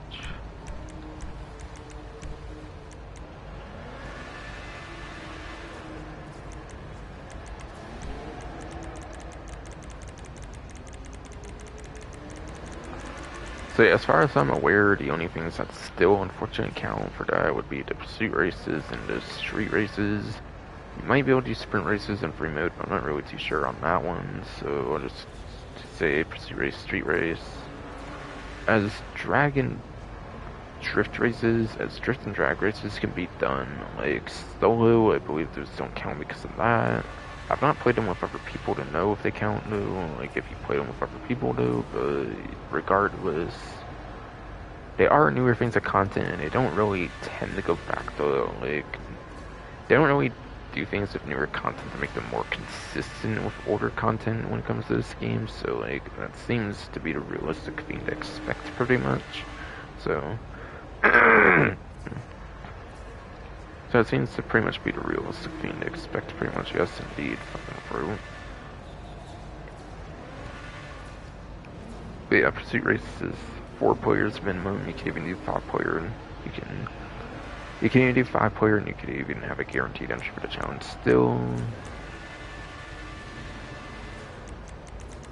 Street races on the other hand, you get a lot more leniency with those, like always. Where it can be 2 player, 3 player, 4 player, or 5 player. So you get quite a bunch of options there for street races especially.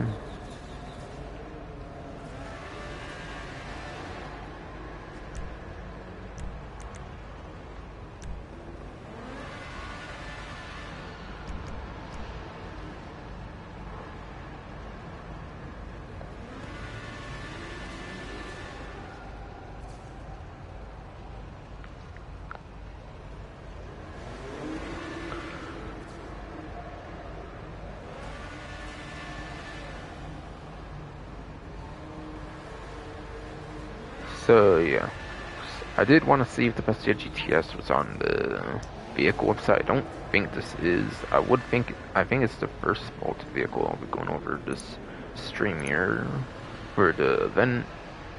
Now this one's part of the Finance and Felony DLC, I'm pretty sure. If it's not Finance and Felony, then it's the Executive or Other Criminals from like late 2015 or whatever, or the Import-Export from like late 2016. It's one of those 2015-2016 executive vehicles. Again, I think it's the mid-2016 one from like Finance Felony. Could be wrong about that, but I don't feel like I am. But I do not feel that I am, yes indeed.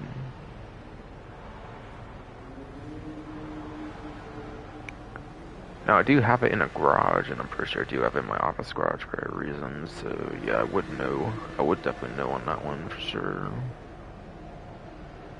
Well, you can actually get the Bestia GTS still. Okay, never mind. It's on the vehicle website after all, it looks like. Okay.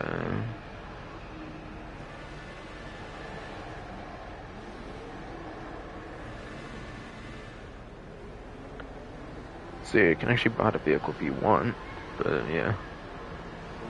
Not very good on the savings. It's only $610,000, so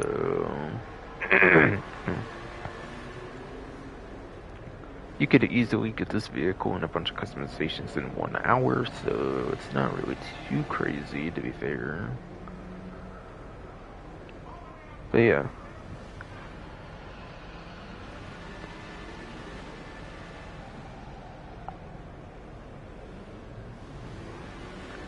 So, to go over performance of the vehicle on the spreadsheet here for the Bestia GTS.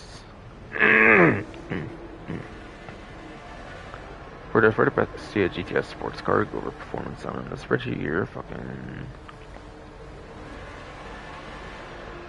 It is going to be in the F tier, and that is 43rd place.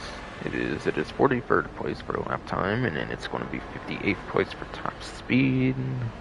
Okay, so this one, it's a little bit below average when it comes to the top speed. So top speed's pretty much a no-go on this vehicle. So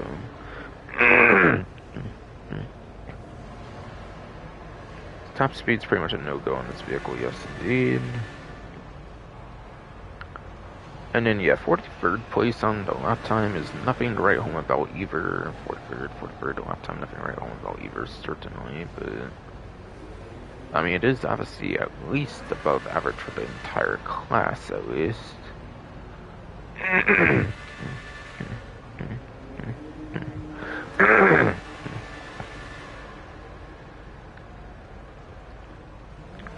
Oh, yes, at least, yes, indeed, fucking through. Now, I do feel I remember it being in an old school GTA game, like the TD Universe again, I think with like Grand Theft Auto 1, like with the Italia GTO here, but I do not remember that one as much as the GTO and GTA 1 for the TD Universe, so I'm not so sure, so I'm not so sure about that, indeed. I do think it's in the 2D universe of GTA games if it does appear like as a retro vehicle in some game. I'm kind of forgetting about that, so there might be some nostalgia to it, there might not, but I don't remember exactly, so I would research, if I were you and watching this, I would research that beforehand, no? Otherwise, maybe it has some good customizations. I don't know if it does have good customization, I'm not really too sure on top of my head. Newer vehicles tend to have better customizations. I'm not so sure about that one. I mean, 2016 after all. No livery support on it, pretty much guaranteed on deliveries, though. No livery support whatsoever, I would say. So do keep that in mind there, at least. So do keep that in mind there, at least, yes, indeed.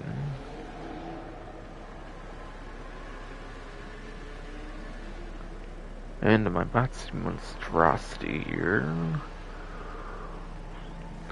It is the only off-road HSW vehicle, like I mentioned earlier when going over all the San Andreas Mercenary DLC HSW vehicles when it came to the HSW time trial, so it's super unique in regard being the only one of its class that's HSW, so super good option here, easily.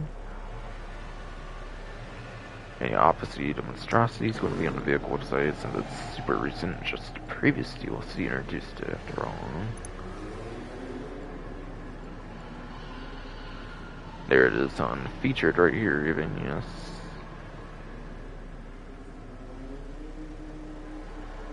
It's a pretty good HSW test right there. Now I think that should pretty much do it here for the cart meet here.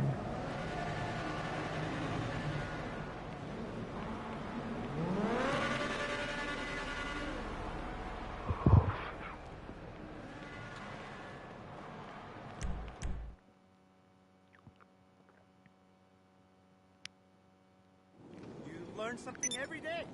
Shut the fuck up.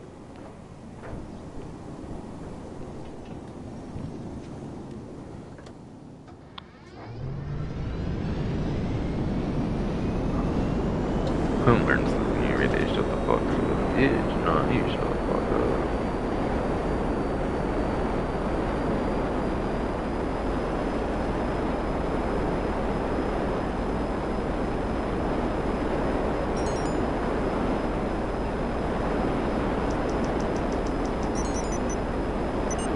Christ, you're old, okay. Stash out somewhere around here, I'll do that then. So I don't have to do it for later, still, I'll do that now. Before I go over to luxury autos, which is what I was going to do next. Which I think is just in the usual format, where it's going to be like a couple of vehicles from Chop Shop DLC, but they will not be on discount, so I'm not going to be spending too much time there, basically, then.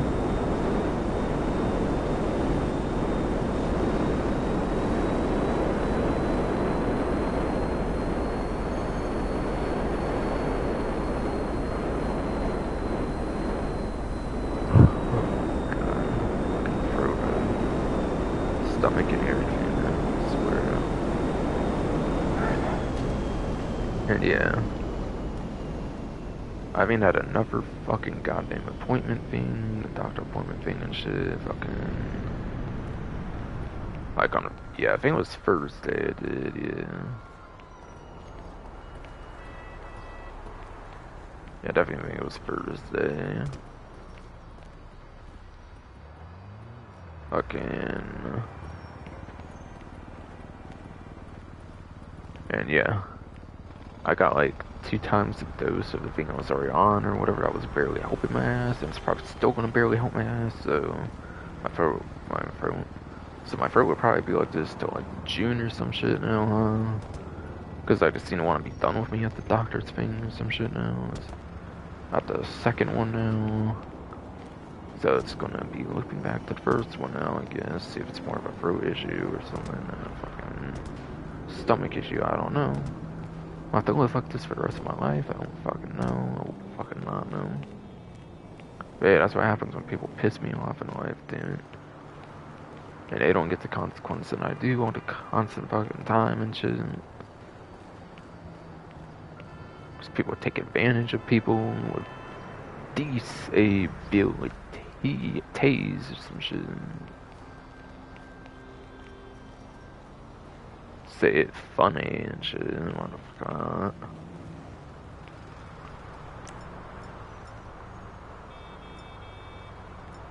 Oh, and yeah.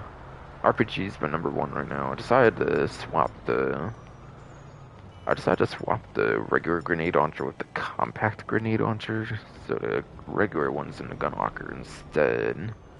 And like I've explained plenty of times on the channel before, what that does is if you have like one type of like weapon with like a certain ammo type in the gun locker with it maxed out, somehow it refills the other one's max ammo each time. And yeah, that's probably why my like indicator was like red. I was kind of fucking around with the compact grenade launcher like that.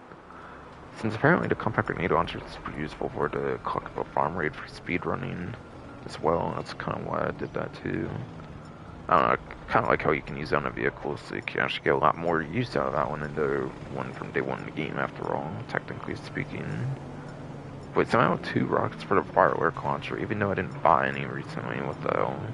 Okay.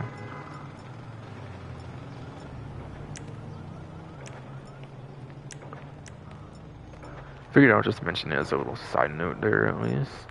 Somehow I have 1 grenade, even though they all disappeared, kind of, and if I killed myself with them when I was playing off stream before, but for the, like, 2 the game had on me suddenly. Unfortunately, you can't fix the fucking throwables and, like, some of the heavy weapons that lose in ammo as well. I don't know what... There's no way you can fix those ones as far as... There's no way you can fix those ones, unfortunately.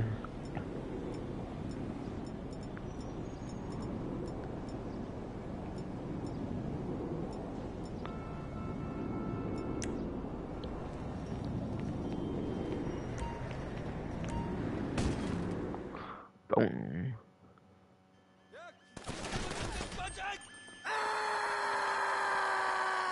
Bro's on screen my fucking ear, bro. Chill. Motherfucker! You Might not see for stairs this time, unfortunately. Move! Someone's down! Man, lucky ass got a fucking shot, man. I was trying to kill him earlier and shit. Ha, no shot for you, fucker. Ha.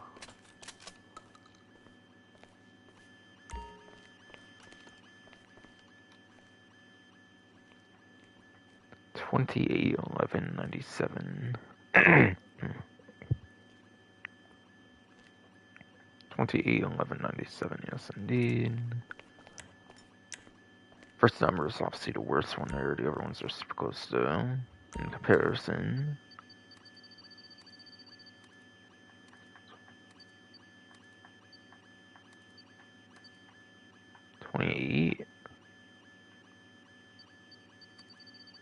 Yeah, I was kind of doing it with the analog too, I think, which is why I was kind of slow there. Yeah, 2011-97, okay, good, I remembered it really good.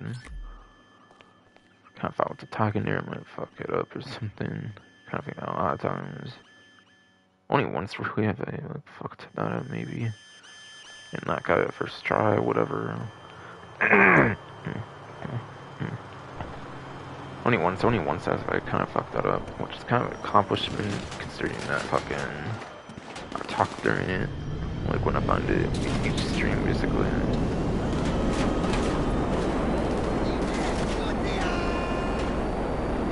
Might as well make my way to the arcade as well, I guess, since I'm doing this too. Fuck it. And then I'll go to Luxury Autos then. Alright, Acid Lab, okay.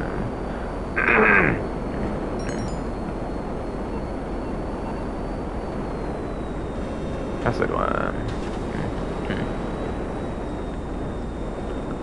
Acid Lab, the latest business that's in the stash house, so the latest business in there, that's pretty good. Definitely, it's pretty much one of the best, if not the best option you can get there, pretty much the best option you can get there, yes.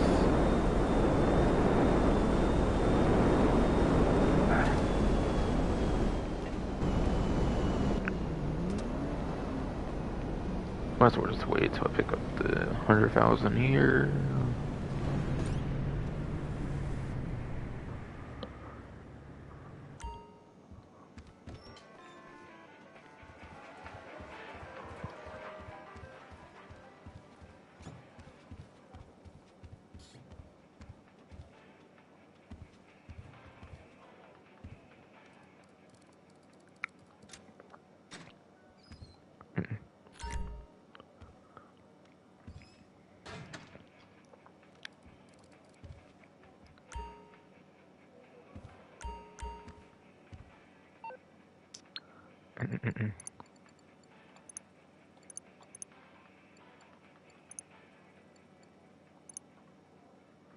Alright, 42,928,518 bucks. Okay, cool. Okay.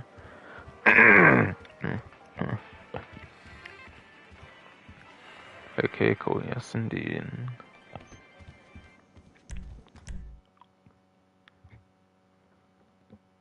Oh, Jesus Christ. My foot touched the fucking spreadsheet somehow. It sucks. When I set my foot down, my phone was there and it moved the spreadsheet in.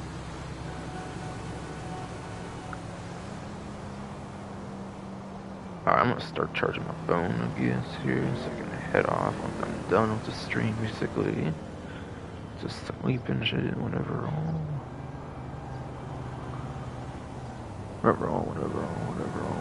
Whatever. Yes, indeed. Fucking through. Fuck them.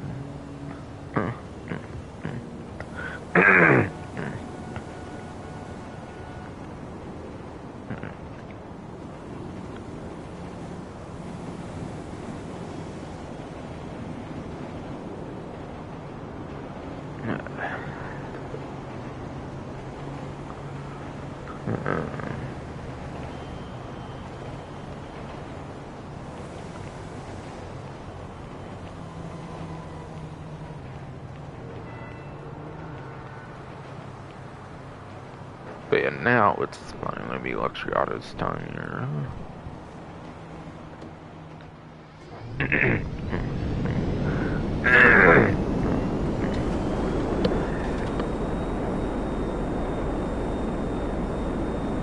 But yes.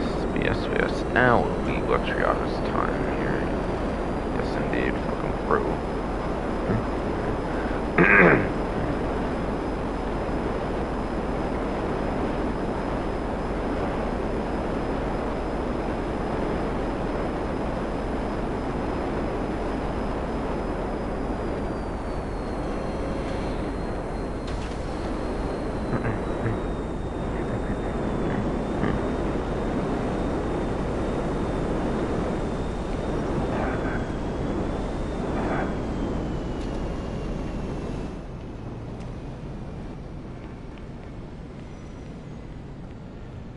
Alright, Vapidome RGT and the Karen Vivina here, okay.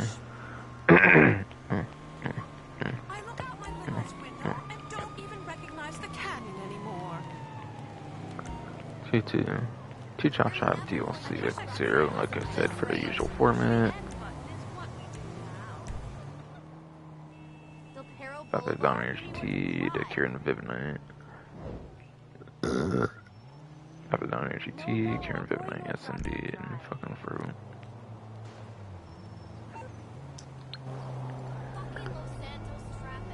We've built from 7-2.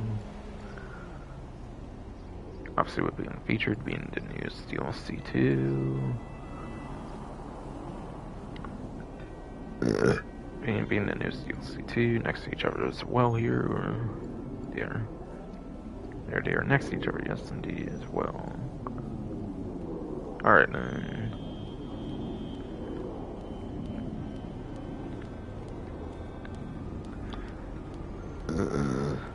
Alright then, yes indeed. Yeah, full price on both as expected. So yes indeed, fucking fruit. But yeah, Vapid Dominator GT is a pretty high performing muscle car.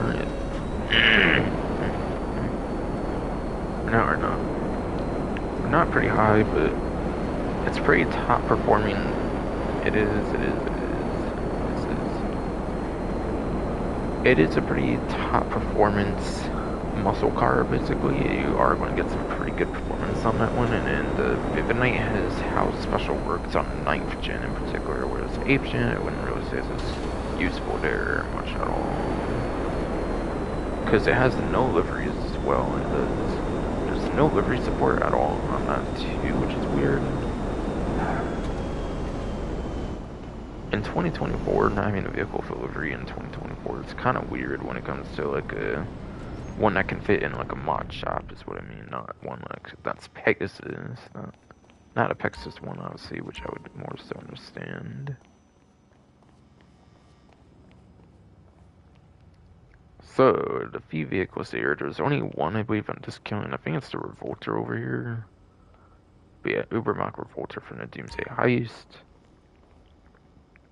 It's also one of the ones with the like machine guns on it too. Vapid Click. Back from like the Arena War DLC. Back with the Arena War DLC, where it was also like a festive gift at the time. Debauche 7 year. From Finance at Founding DLC, like the Bestia GTS. Pretty sure on that one. Vapid Hustler.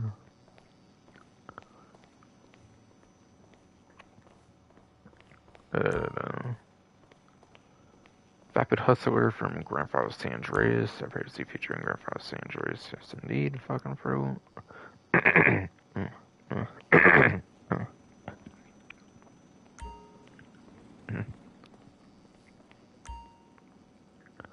Yes, it is in Grand Theft Auto San Andreas, indeed.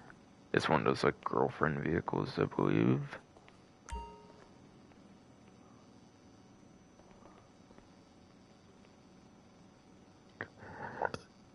Also, it's also a muscle car from the Doomsday Heist DLC, I believe 2 is the DLC it featured in, I think. I do very much think it was in the Doomsday Heist as well as a muscle car.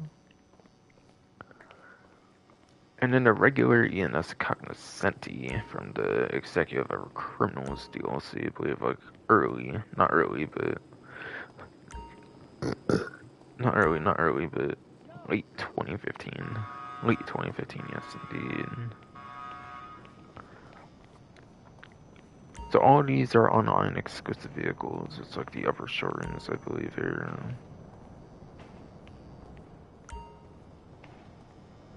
Yeah, yes, just like all the other vehicles as well. Yes, just like the other vehicles too, which cannot be obtained in the story mode for your legitimate gameplay.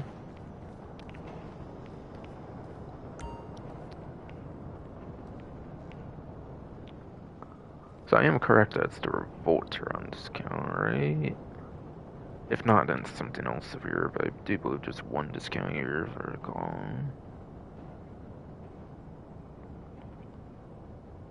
Alright, yes, it is the Revolter that's on discount.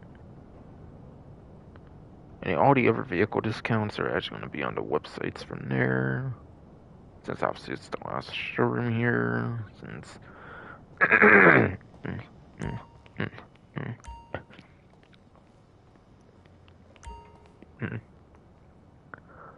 Since obviously it's the last showroom here, yes indeed, fucking fruit, chill. Fucking chill, fucking relax.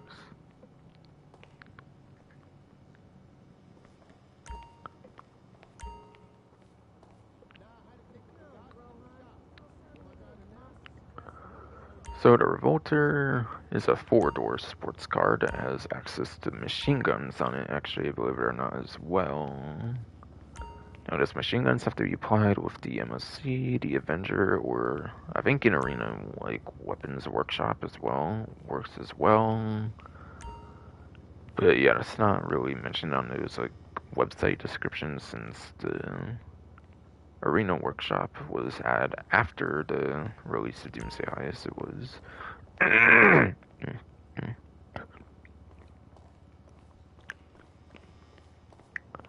Yes, the Arena Weapon Workshop was added after the like Doomsday Heist DLC, so it's not mentioned on the vehicle description for it, I believe, and the in-game website. Not that I necessarily think it's necessarily on there anymore, but still. Honestly, I could see all these being vaulted vehicles here, actually, that will not be on the vehicle websites. Unlike the other showrooms, which all had ones on the vehicle websites, actually, this time. Actually, this time, yes, indeed. Fucking bro.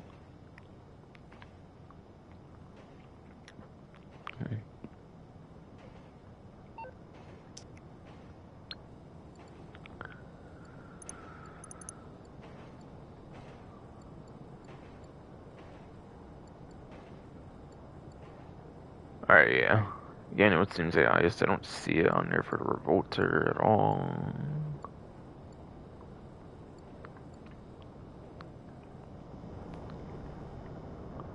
Yes, 30% off the Revolter, whatever, is going to be 1,127,000 instead of like, I think at most it's like high 1.6 or something like that, if I remember, like low 1.7 or something. Or like 1.7, whatever, yes, indeed, fucking pro, yes.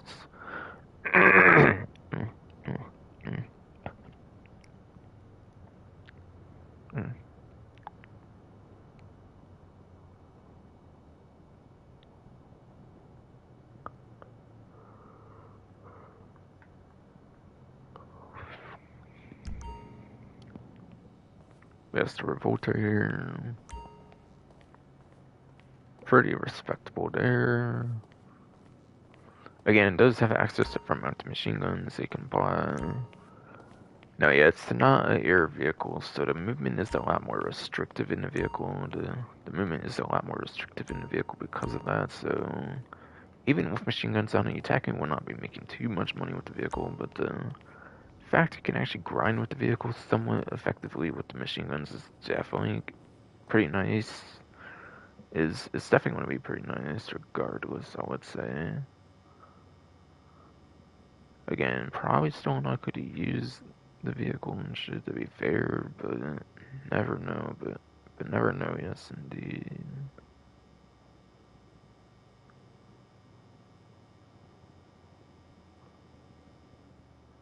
But yeah, I don't feel like going over the vehicle performance on this one's starter useful when it comes to machine guns on it, so I'm not going to say what it is, but it's in the sports class if I didn't say that, but if I did not say that already, it's in the sports class, and yes.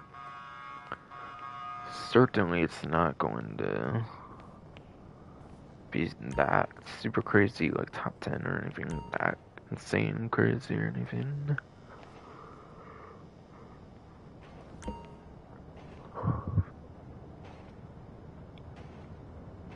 So, yes. And then it's going to be onto the Vapid Click from the Doomsday Heist DLC as well. Or no, this one was Arena War, I believe I said, yes. So like the year after Doomsday Heist, whatever, yes.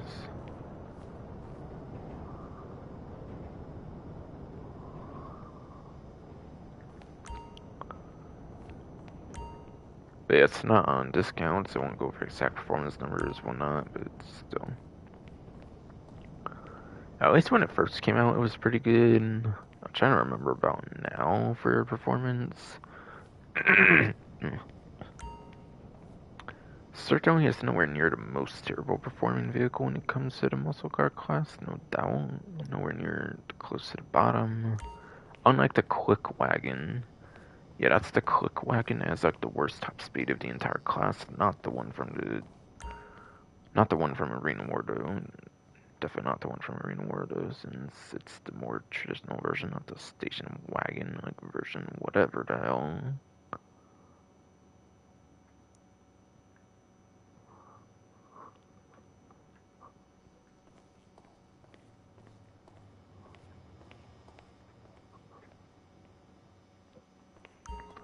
So like I could see this one being pretty good, but problem is it was a festive gift.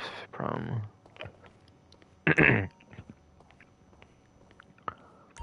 Problem is, it was a festive gift vehicle, so anything that's not free is basically kind of a ripoff in a sense when it comes to this vehicle that you could have saved money on regardless, whatever.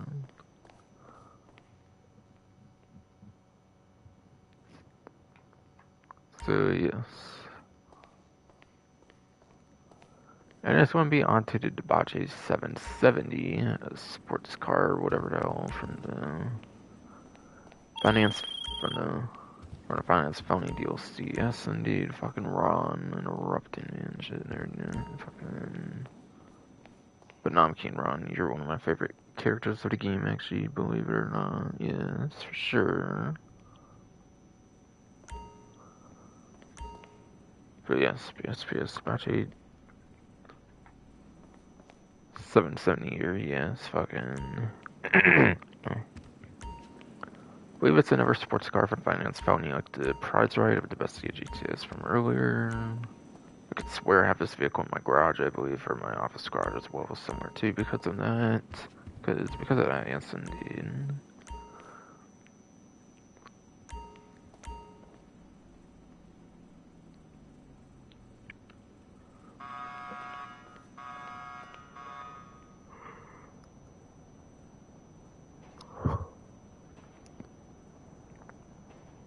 But yes. I'm pretty sure here that this one's not going to be super good anywhere. I'm pretty sure.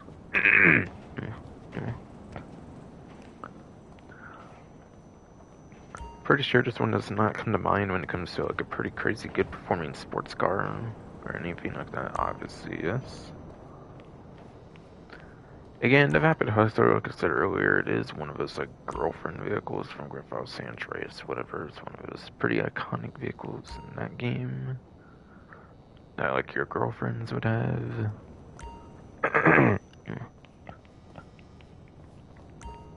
That's where I swear I remember it, and that's where I swear I remember it, at least, yes indeed.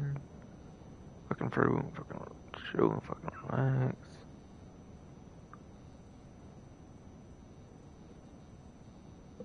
Fucking.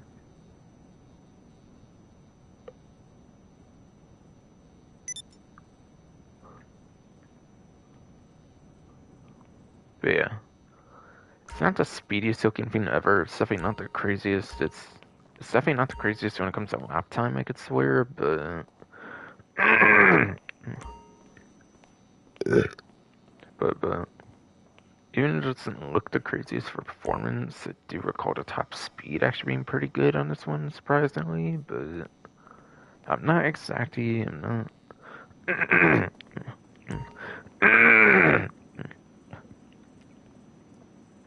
No. But yeah. Not exactly good at lap time as you would expect looking at it, but yeah. Contrary to the looks, it is actually pretty good on top speed, I believe. Now, it's not within top 10, but I think it's more within like 15 or 20 for top speed, I have to remember, which is not terrible much.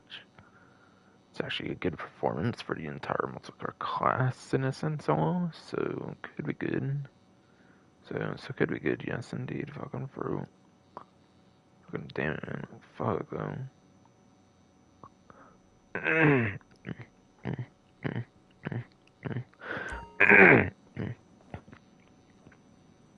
Fuck, yes, indeed.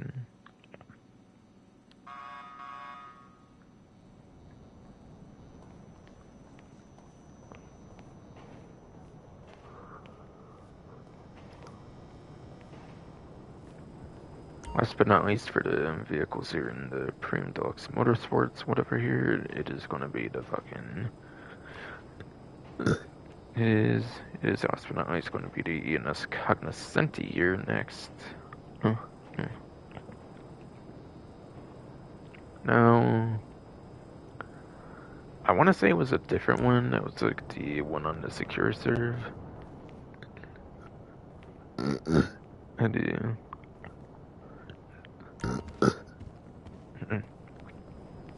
Yeah.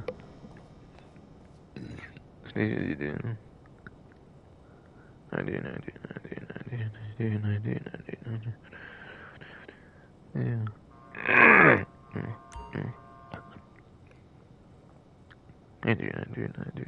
I do.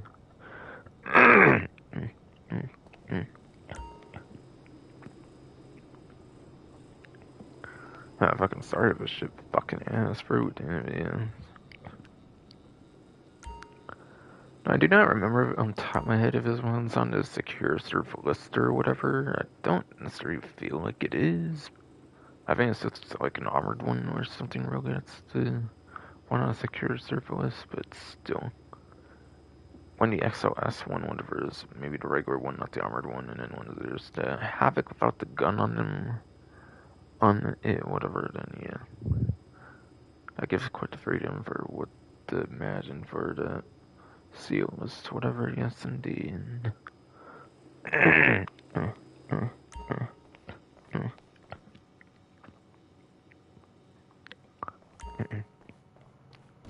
Or it might be Cognoscenti armored, but not regular Cognoscenti, is what I'm basically saying for the list of SIA vehicles, basically, yes, here.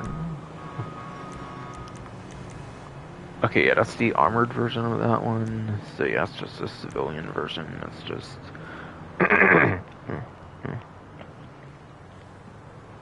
So yes, that's just a civilian version, yes indeed, fucking chill, fucking relax.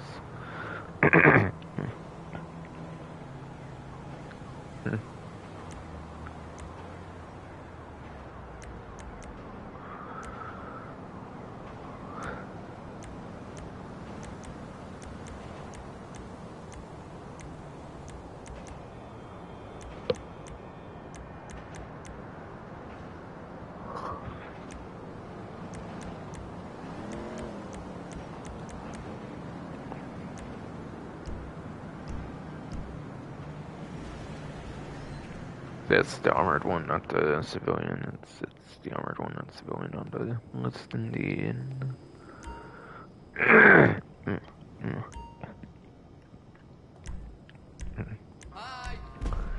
Is on the is the non-armored one here, not the list one of this of the armored one, whatever it is.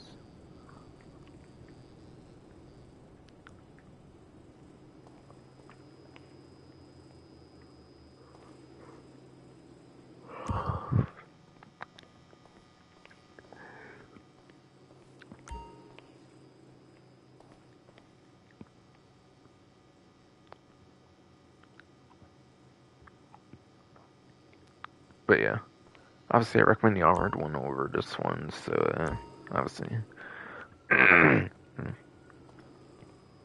Obviously I wouldn't recommend the armored one over the civilian one for sure. Now, since there's quite a few of them, how would I rank them from best to worst exactly? Well, Revolter has machine guns on it and it's on discount, so that definitely gets the #1 spot for me right now. Second best one, if I had to choose a second best one. Honestly, I would probably say the Hustler, just because it's previously returned from San Andreas, and in top speed I don't recall being too terrible. Then I would probably follow it up with the Click, to be honest, and then the 770. And I am going to rate the Cognoscenti as the worst one, just because it's the armored one that has the CO spawning. Like, I know it does previously featuring Grand Theft Auto 4, I believe, as well as episodes from Motor City, but the Armored one is just so much better, and it sucks to end up be this one, not the, like, Armored one, of course, but yes. But yes, indeed. Road, like, fuck them.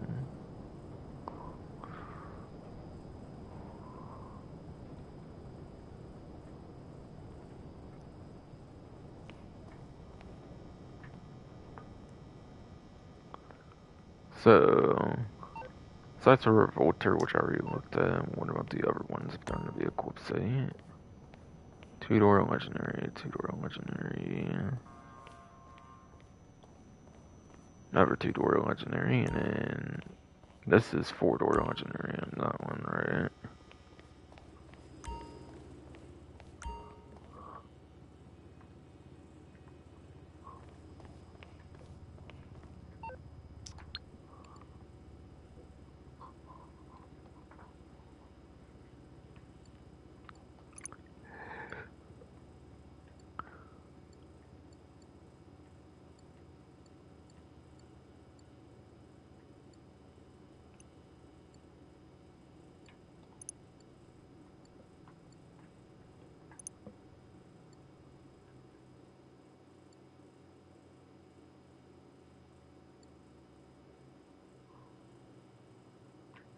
So I think the Click would be the one to show up first, being Arena War 2018, and there's 2017, 2016 in there too, I believe, for two-door, four.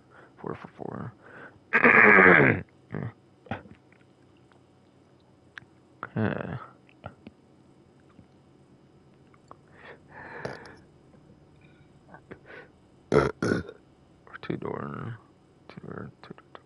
Two-door, yes indeed, fucking ass, bro, fuck. The Arena War, it's just these three: supercar, sport car, never sport car, not a muscle car, which the Click is. Hustler would be a muscle car for the Doomsday Heist, would be.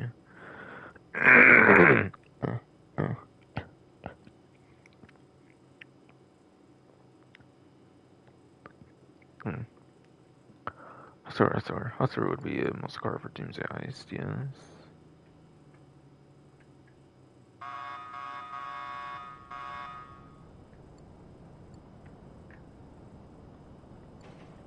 Yeah, supercar, sport car, never sport car. Again. So not there. And 770, I think, was finance felony again.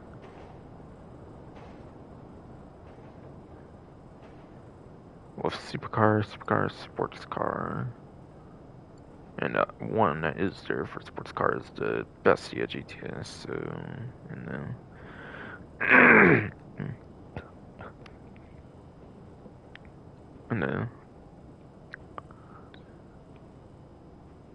And then one sport car there for finance bounty is Bestia GTS, is seen already.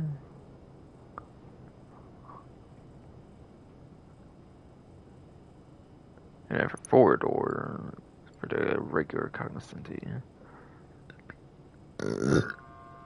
And then a four-door for the regular Cognizant. Second for Chronos, whatever that would be at practically the bottom here. Yes, the Shafter and the Baller. There's a Shafter and a Baller, yes indeed. Fucking bro, fucking chill, fucking relax.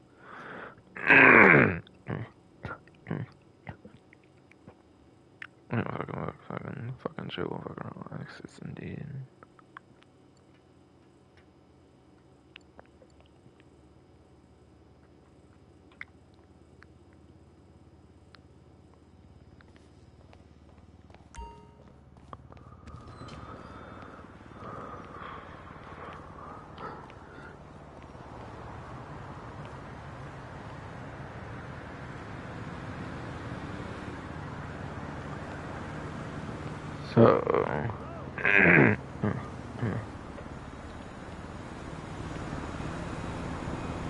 So that was basically it there for the showroom vehicles.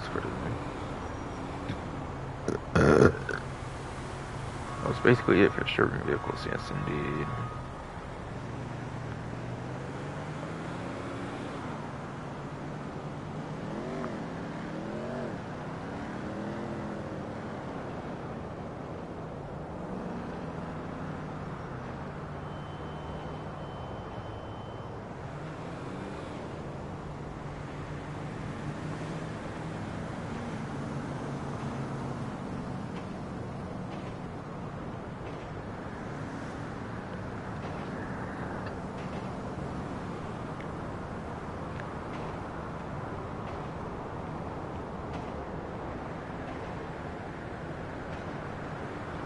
Alright, so you can get easy $200,000, it looks like, this event. Looks like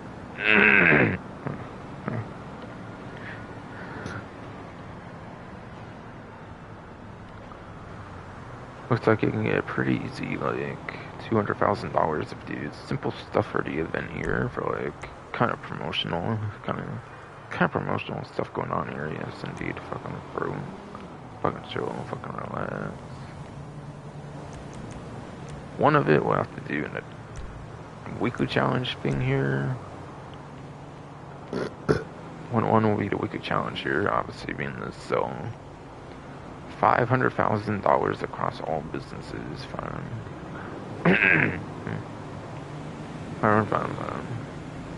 Powercars selling $500,000 across all businesses. Yes, indeed. Special cargo being the obvious big no-brainer one to choose. Obviously, special cargo being the 2 times right now.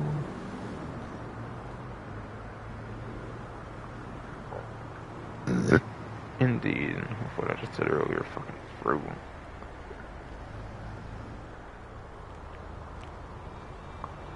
And then the other 100,000 you will not be able to see in game. It will be just purely for the newswire, it looks like.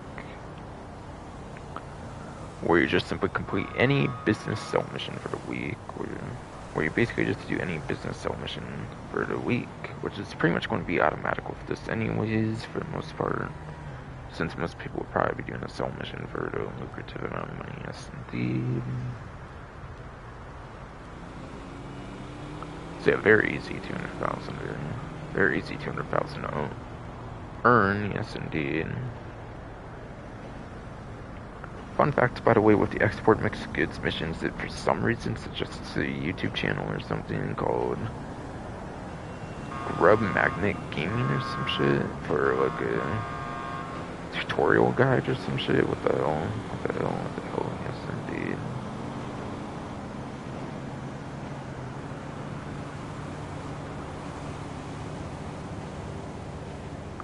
What the hell? Yes, indeed. Fruit and fuck them.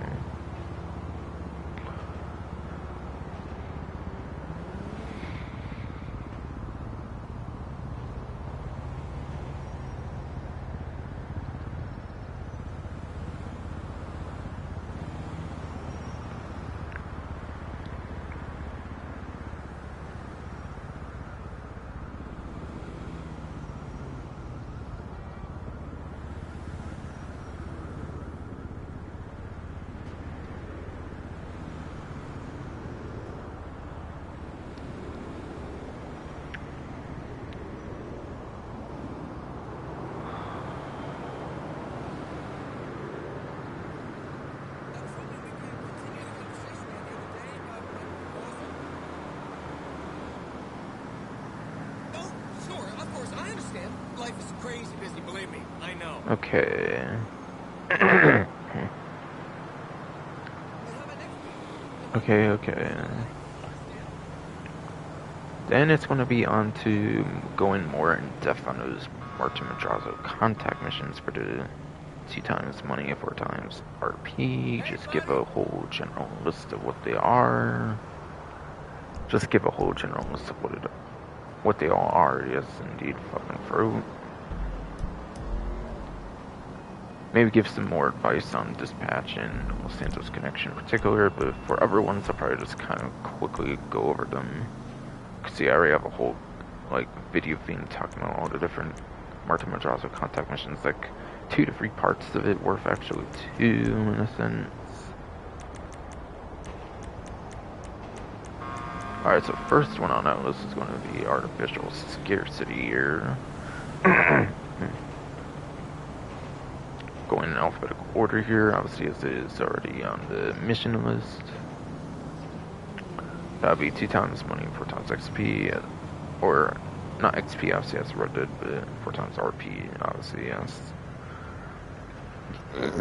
Obviously, yes indeed. Fucking fruit, Joe, fucking X.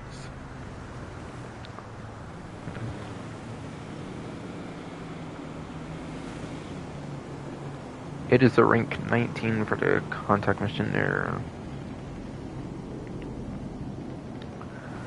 Nowhere near the highest rank-wise, and rank does kind of play a small role when it comes to the amount of money you make for some of the missions. Some of the missions you do make money.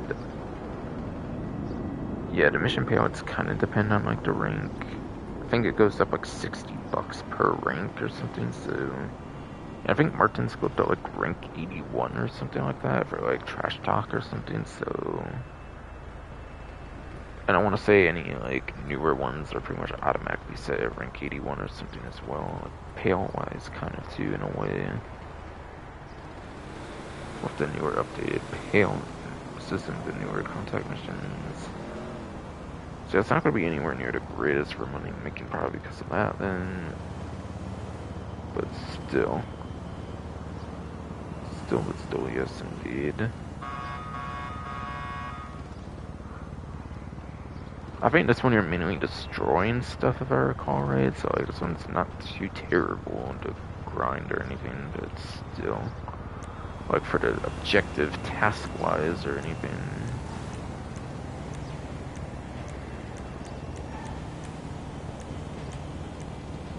Checkout time would be for rank 35, which is already increased by like 16 ranks or whatever, okay. So it would not be as bad in that kind of way, at least. In that kind of way, yes, at least, yes, indeed.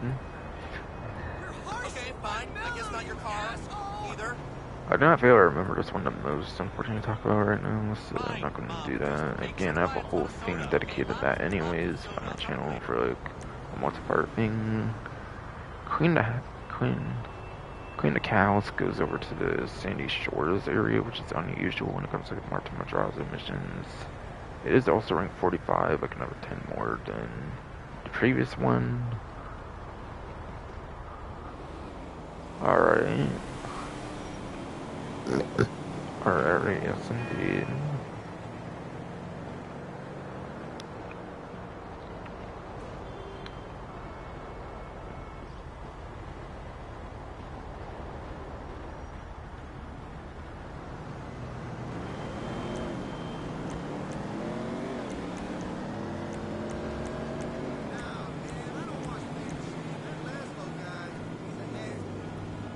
But yeah, I want to actually kind of mention Queen the Cows here.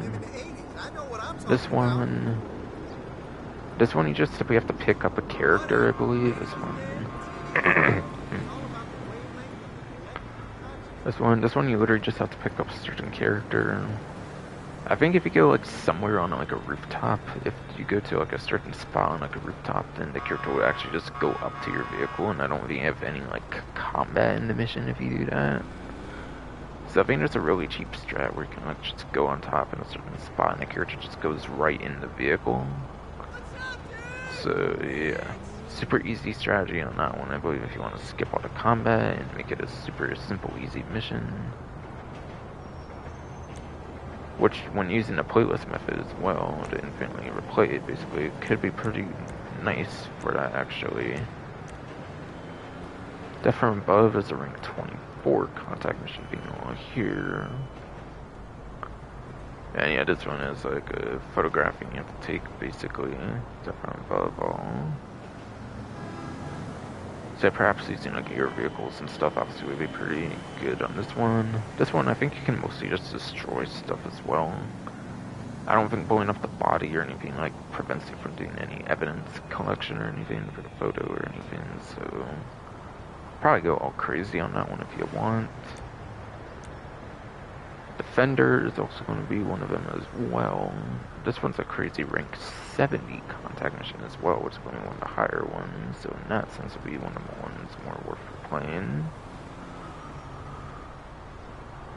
Or like doing money-wise, whatever.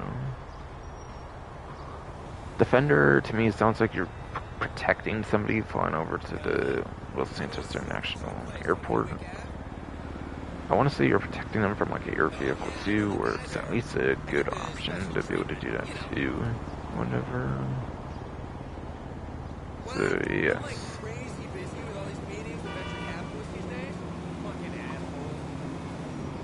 So yes indeed. Alright, and then it's going to be his dispatch services.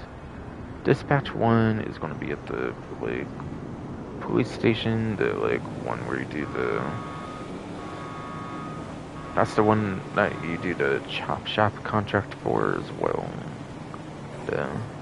That's the one where you do the chop shop like salvage yard robbery, I mean, as well, yes, with King Tiny and whatever the hell.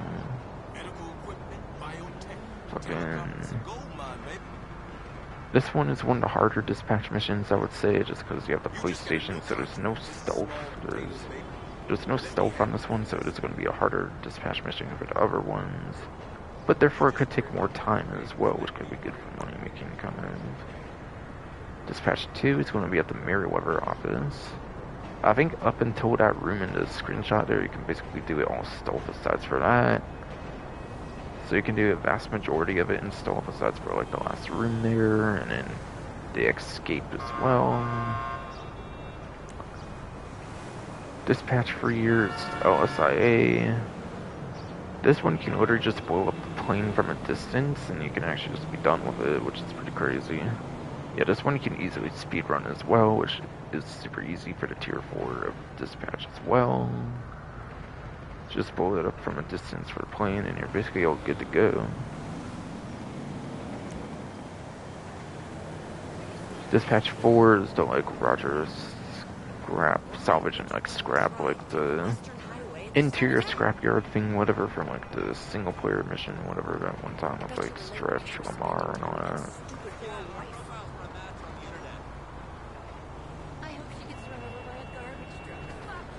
I can't exactly remember the like strat on this one, but it's not hard. It's a pretty doable one. I believe you can actually do this whole one stealth if I recall. I think you can do the whole one stealth here if I recall, no problem. So it should be a pretty easy one if you want to grind that one. Dispatch 5. I think it's like a newer version of like judging the jury on Dispatch 5, where you're just blowing up a ton of vehicles or like a ton of characters. You can just literally blow them up pretty easily. So that's a super easy one. And then Dispatch 6. This one you're just blowing up a bunch of police vehicles or whatever, so super easy there too. So yeah, one's like the hardest one. This one's not necessarily that bad.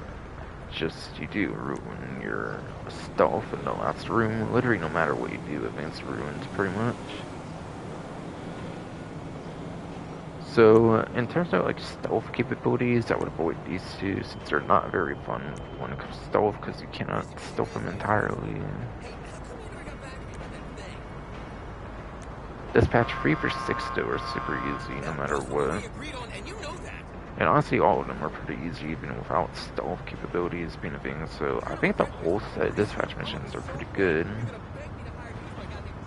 I did a live stream shortly before Chop Shop came out where I did all of them in like only a couple hours for the tier 4 super easily, so like they're easy to tier 4, so they are all definitely super easy missions. So yes. Pretty good. Could be another good grind aside for Los Santos Connection if you don't want to just do one contact mission over and over again. dry docking.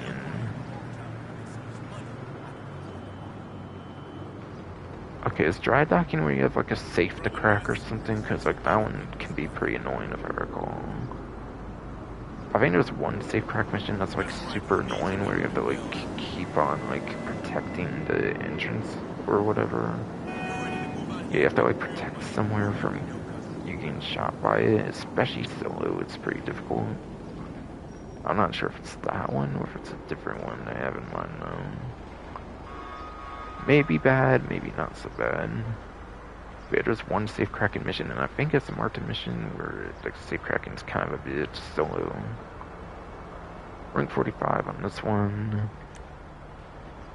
Editor and Thief is also rank 45.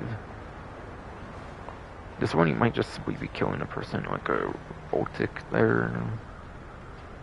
Pretty easy, and delivering something, maybe delivering something as well to the house as well. Yeah, super easy one there. Effing lasers here. This one is a forced 2-player mission apparently too. So it's not as efficient to grind because of requiring 2 players if you are a solo player pretty much. Rank 44 as well, so not really much difference there at all, rank-wise. We're not really supposed to talk about it, but if you make a large donation...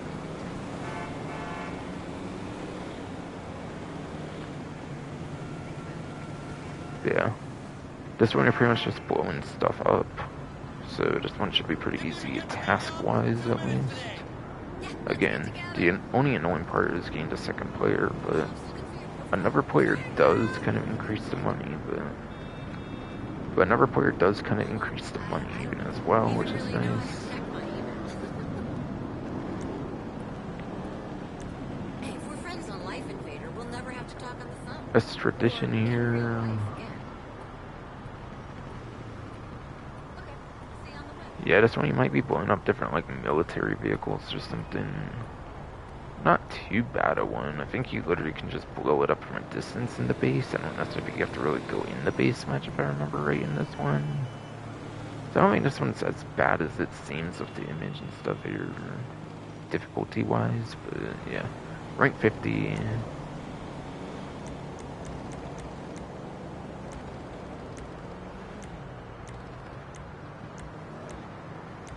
Grab your ball seems to be the next one here. Rank 40 mission there. This one might require you to like steal a truck or something, I'm not too sure. To me it's giving me that kind of vibes where you might have to steal the shipment, whatever, and deliver it to a lockup or something. If that's the case, then it might be one of the more annoying missions to do, but still. It's not difficult per se at all though, so it's very much a grindable mission regardless though.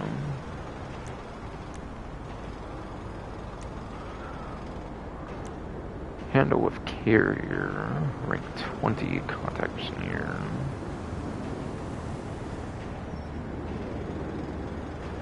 This one to me sounds like it might be a safe mission, but it shouldn't be as bad as dry docking, which I think is the super typical like safe cracking mission that I feel like I remember. So this one should be pretty doable, yes. Hold up Burton. I'm trying to remember what this mission was much, but fun fact, as you can kind of tell with the name, and this was kind of going to have like multiple variations, but Hold Up Burton's the only variation of Hold Up. Other ones are going to exist, it sounds like, but got cut or something. So that's a fun fact for that, at least. Rank 50 on the contact mission though, so good there, kind of, at least. Kind of, yes.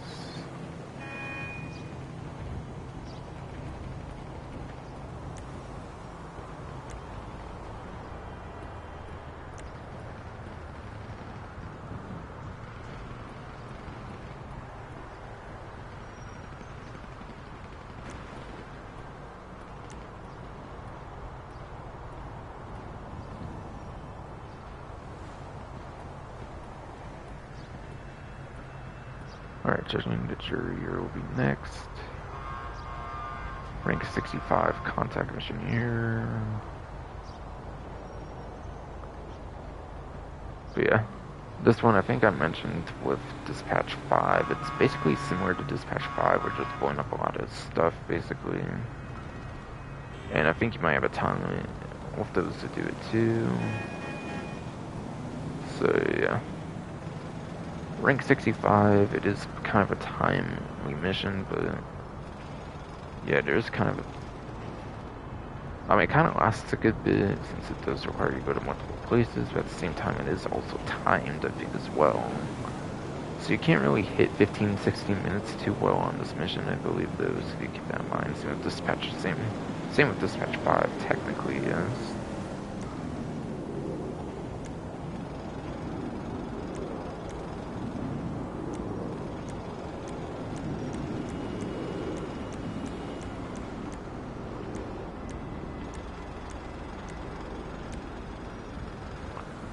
Alright.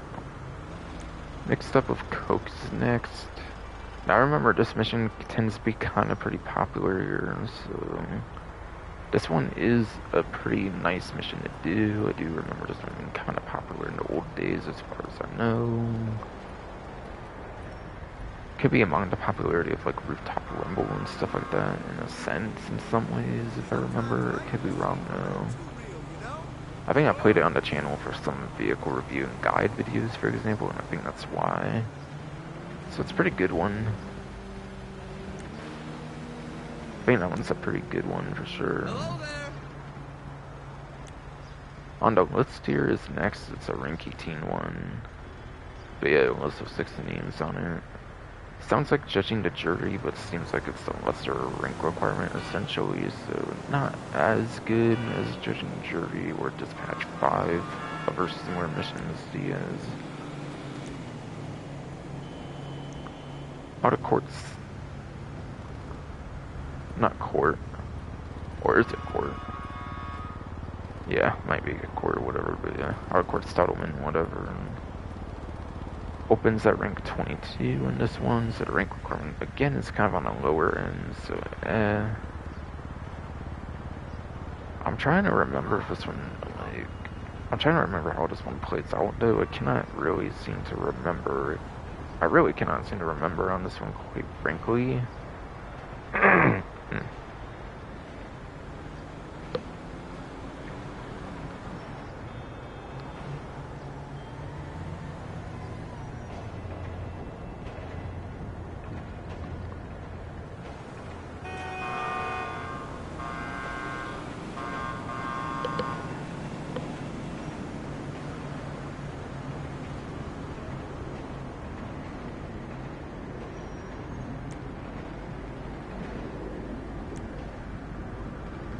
Yeah, I don't know. This one's probably fine, but again, you have better options. This one.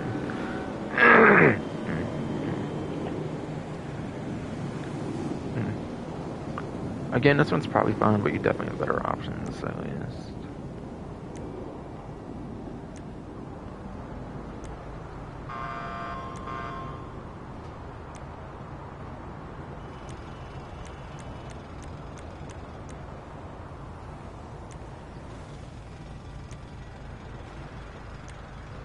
Yeah, Rooftop Rumble, a pretty iconic Rooftop Rumble here with opening at rank 75.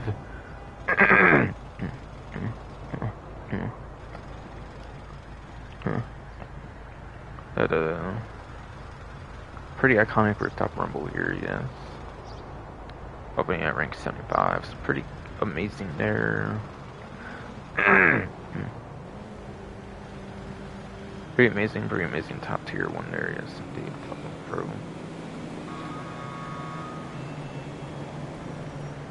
But yeah, they've changed the mission. They changed the mission quite a couple times or something, if I remember right, in Rooftop Rumble. So it's not the same as it once first was, but I mean, it's still nowhere near a bad mission. It's still nowhere near a bad mission as far as I know. And I've definitely played this one on review and guides, I think, too, that I've done. So this one is a pretty iconic one. I definitely remember for sure. Back in the day. Show me the money. Bonnet, whatever, is another one. Rank 55 here. Rank 55 here, yes indeed.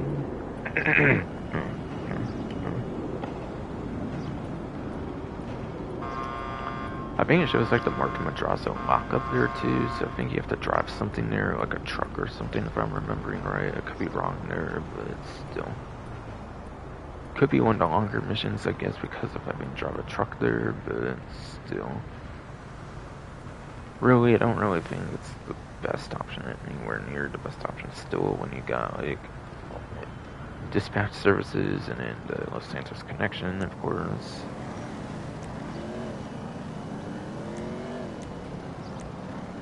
Stick up crew will be next one here, rank 40 on the rank requirement there at least.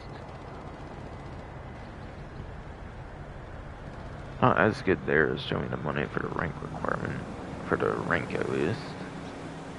But still. Not terrible, but still. I'm not thinking this is a terrible mission or anything, but it might not be anywhere near the easiest or anything either.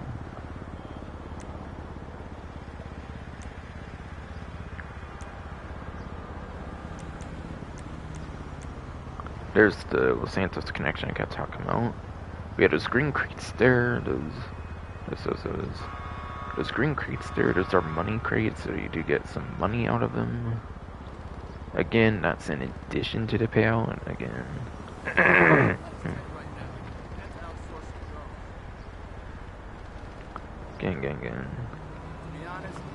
Again, that's in addition to the standard payout, so pretty good, if not the best Martin Madrazo mission you could be doing for the event.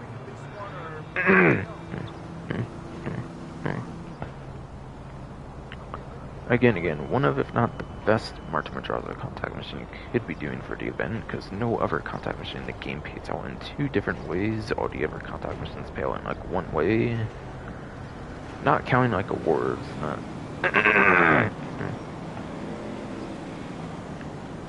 And of course, I'm not counting like one-time award, like things you can always pick up the money crates and like the awards in GTA Online, where you only get them like one time per character or whatever. Unlike the awards of GTA Online, where you pick it up with like, where you can only pick it up like once per character, at least all whatever. All yes, indeed, fucking fruit, yes. Yes, indeed, fucking fruit, fun.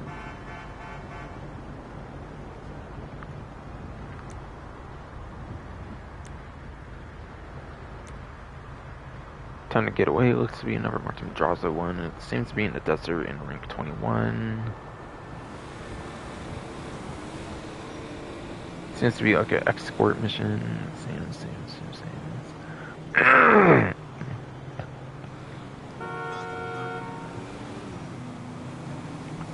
Seems to be an escort mission, but yeah.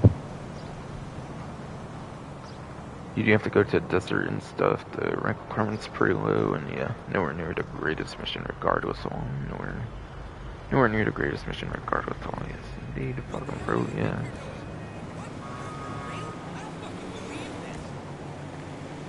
Trash Talk here is rank 81. This is his highest rank.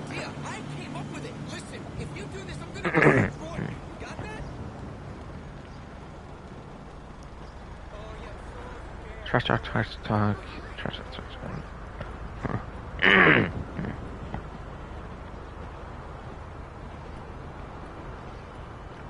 Trash talk indeed, fucking bro.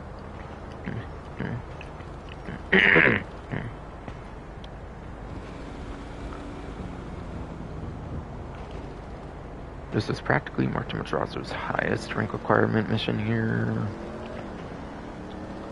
So, because of that, it's definitely one of his greatest ones. In terms of money making alone, because of the high rank requirement there. Again, I think the only ones that would beat it rank requirement wise would technically be the dispatch services because of the updated payout method. Even though it's the rank 1 contact mission, they are updated like contact mission payouts to where it's like the rank 81 contact missions were like a little better or something than that even. Go for a walk. Good one. For like reward for yes indeed, fucking brilliant.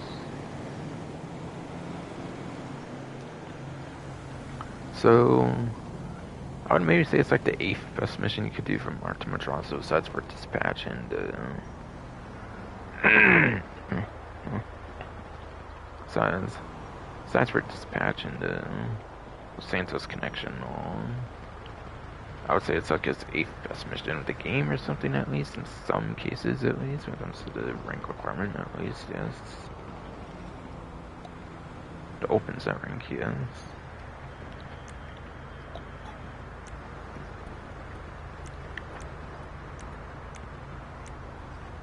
And that might have been it already. Maybe. Just maybe, yes indeed. Okay, no, he has Water to Vineyard too.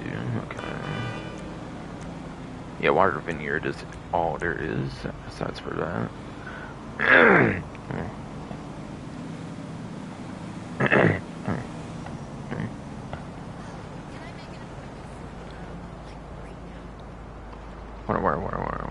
Water to Vineyard is all there is, besides for that. Yes indeed.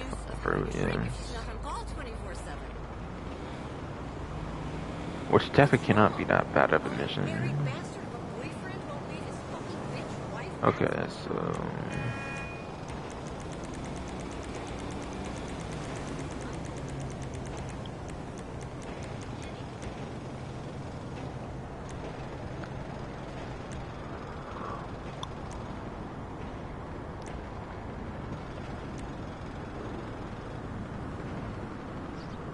yeah, it's pretty much all of those, whatever.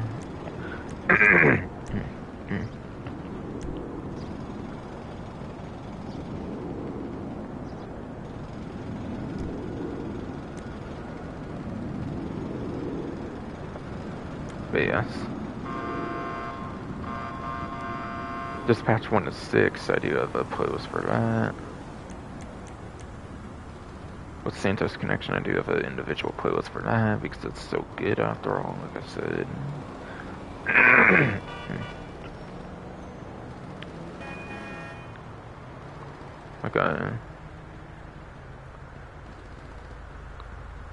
Like I said, I have a playlist for that.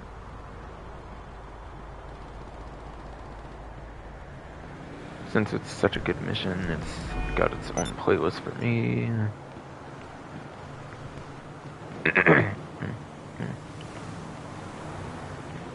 For me, yes indeed. For yes, fuck.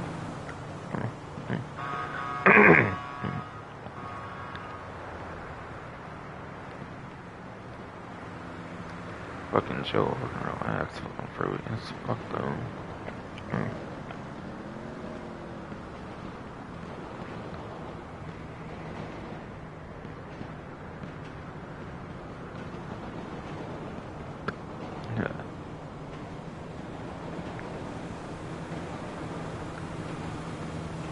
Oh, I didn't explain how to do the playlist method yet, though.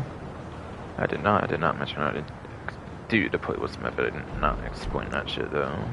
I just kind of showed my playlist, like, my bad. So, to create one...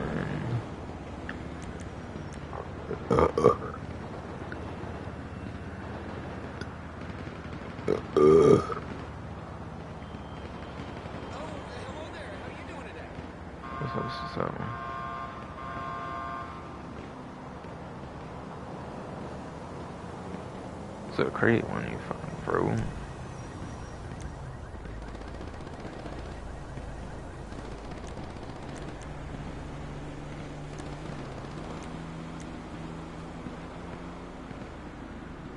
Alright.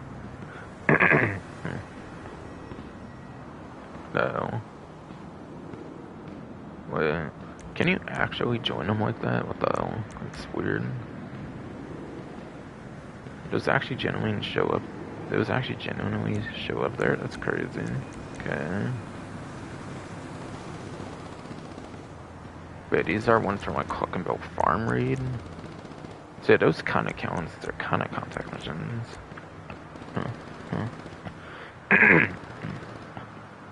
They are. Those are kind of contact missions for the Cluckenbill Farm Raids. That kind of works, yes. So,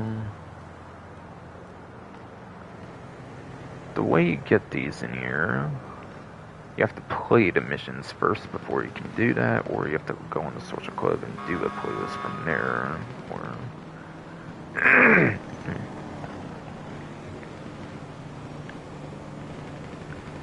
You have to play them in game and put them in a playlist yourself, or you have to do it from social club. For social club, you have to do other people's playlists too, not your own, no. If you can find one that another person made, whatever.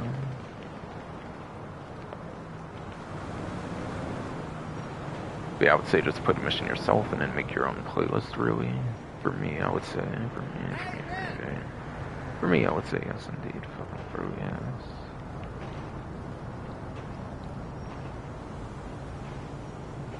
So that's how you do the playlist method. You just play the missions and you put them in a playlist.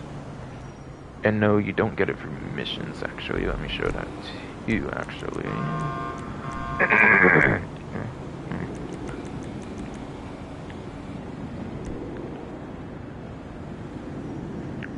But you don't get it from the mission section. You do not.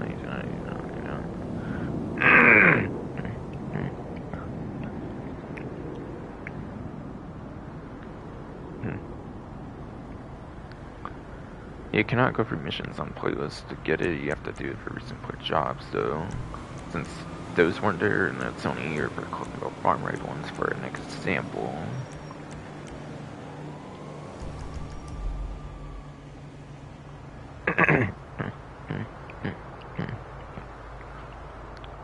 So that's that.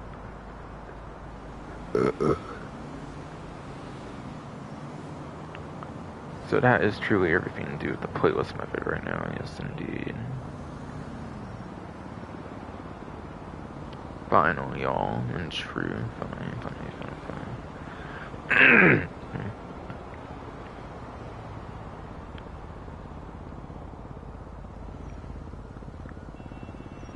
Finally, y'all, and truth, yes indeed, fucking bro, fucking chill, fucking relax.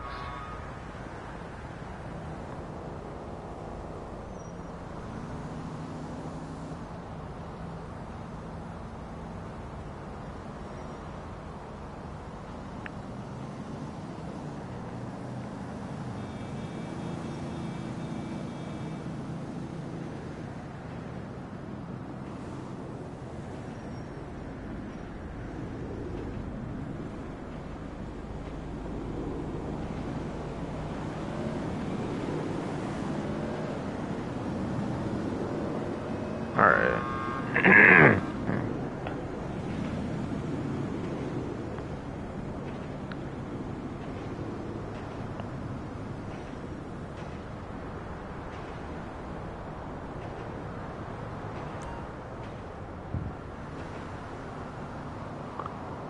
Or who cares about Dr. Or who actually gives a flying fuck about Dr. Dre right now? What the hell? I sure fucking don't, but I did the first time, but after that I don't give a flying fuck, pretty much. Or first couple of times or some shit. I gotta get this fucking loan, man. If I don't pay it back, he'll kill me.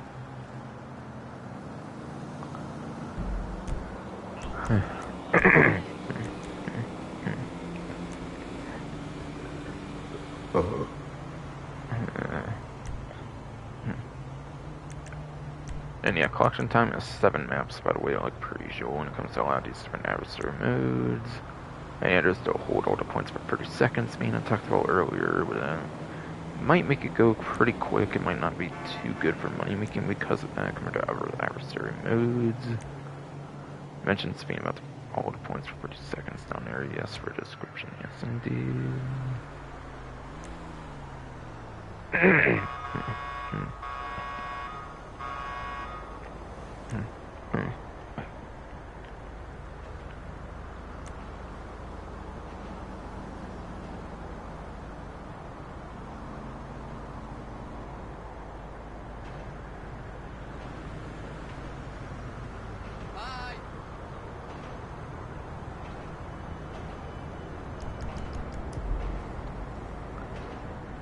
that I was Sony fan I want to show was the amount of maps that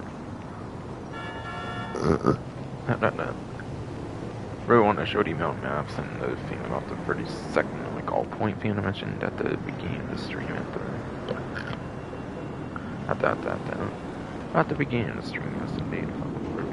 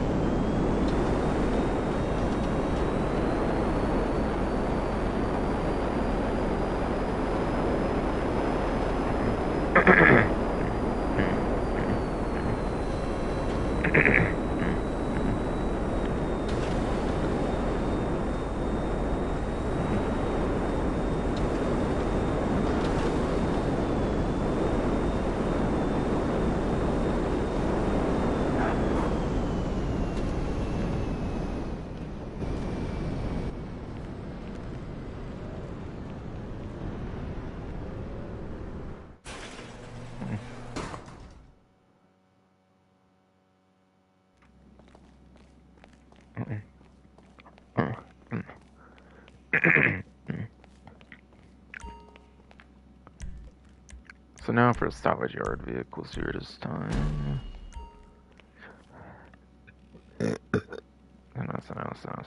No, for salvage yard vehicles this time, yes indeed. Fucking fruit. Fucking chill. Fucking relax. Alright, so Dinka Segoyer. Max sale value of 246,000. Salvage value of $196,800 there. Indeed, fucking fruit. And Dinka Segoy is a sports car, not a very good one, but still a sports car from Dongsino Resort, Dongsino Heights or something.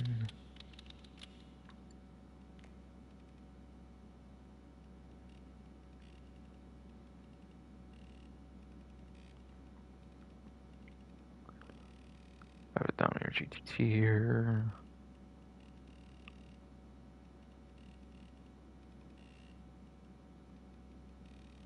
Also car from the Tuners DLC.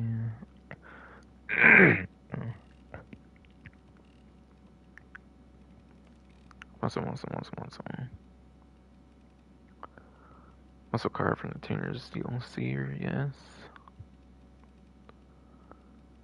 The lesser to 2, whatever. Max sale value of 345,000.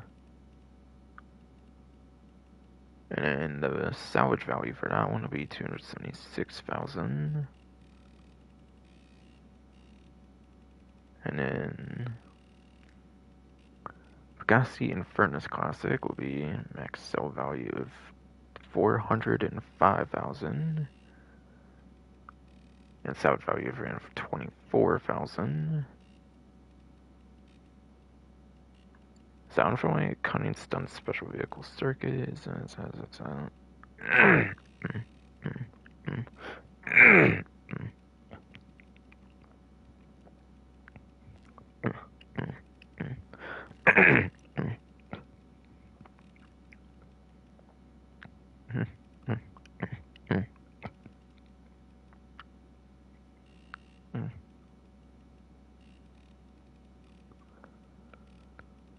that going to be the one from Cunning Stunt Special Vehicle Circuit, or what though? From like early 2017, I think.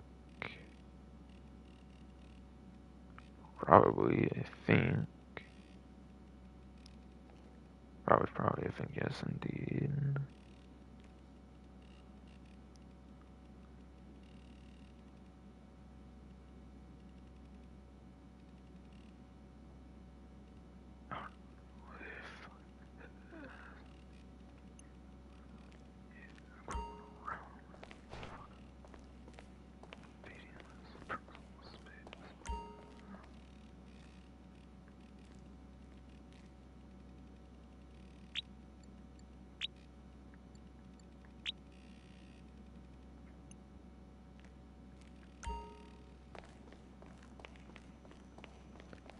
yeah.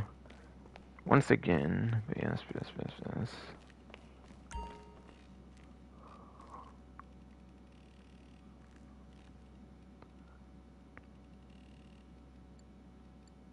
Once again, there's going to be no new claimable vehicle here.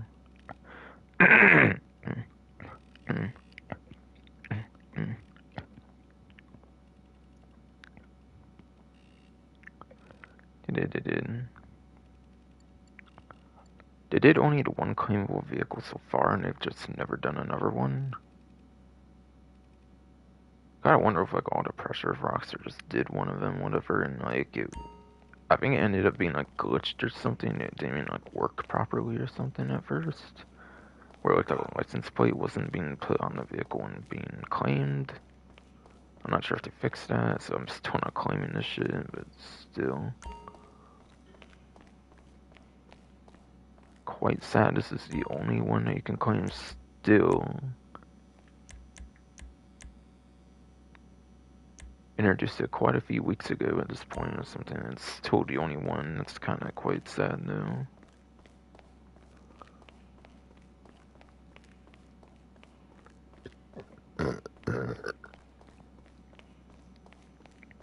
It's definitely quite sad, yes indeed. Fucking for yes.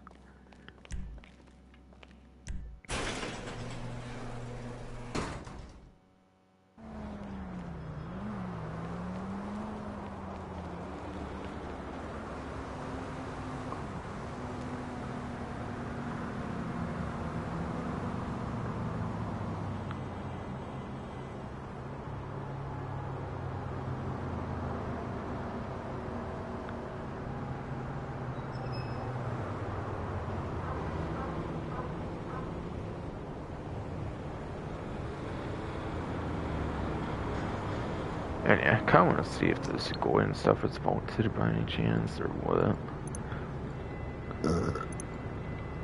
I guess. I guess for completion's sake, I will. Why the fuck not?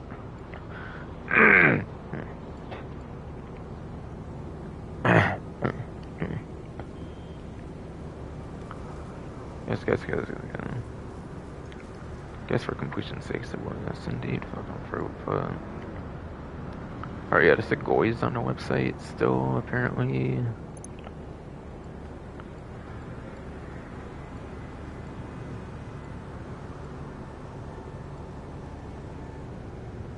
GTT's on the site still.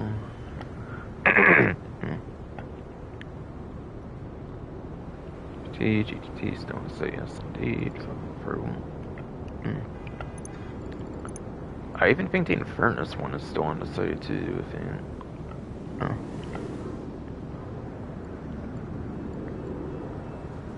Alright, yeah, my timing on it was right too. It looks like for the Infernus Classic here, it looks like yes indeed. Fucking fruit, didn't fuck. Chill, fucking relax.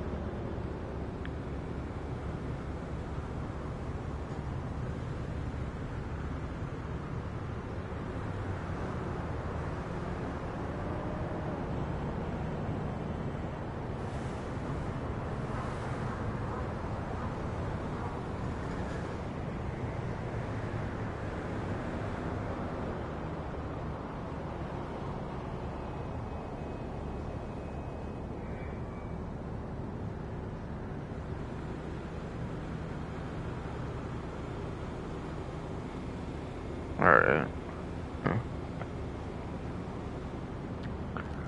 So really, this vehicle just really Really, it's just property discounts. I want to go a little more into that. A couple more vehicle discounts, weapon discounts, and that's pretty much it. So that's pretty just W time trial at this point. At this point, yes indeed. Fucking fruit. Fucking chill. Fucking relax. Yes.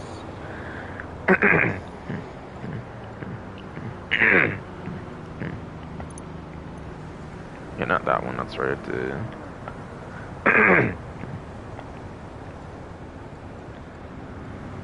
That's right. Not that one. Indeed. Fucking fruit. Fucking damn it. Fuck, confusing me again. Fucking fruit. Fucking no.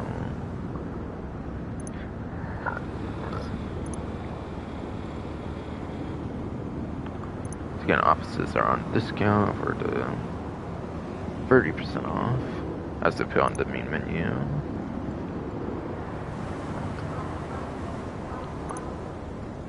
Kind of forget what this one was since I have it free. It might be a 1 million or something. I forget. So like I don't know if it's like 600,000 right now or what, or if it's even a little more than that, or if it's like 1,250,000 or something. It's a little more than that or something because of that or something. I'm not too sure.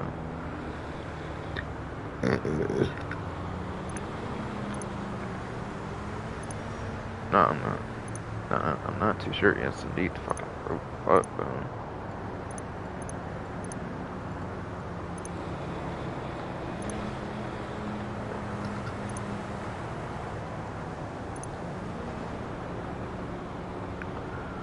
2,250,000 on Arcadius to 1,575,000.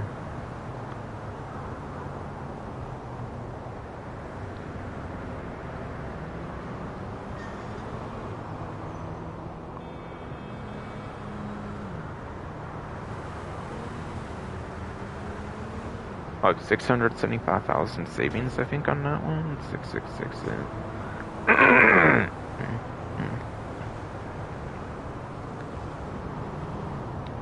Yeah, I think it's 675,000 savings on that one. I'm thinking 3.1 million, 2,170,000.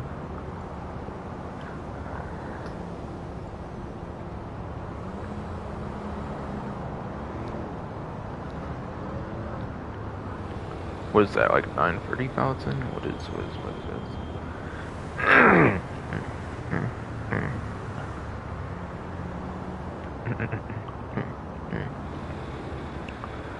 Was that like 930,000 savings or some bullshit? The hell? I think so, for sure. And yeah, Maze Bank, like I said, 4 million, 30% off of that.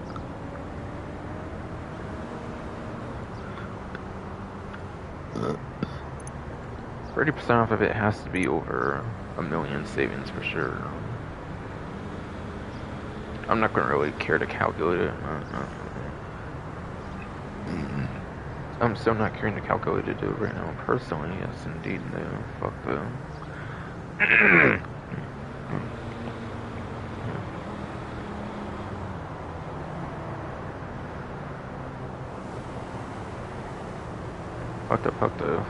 Fuck the, yes, indeed, no.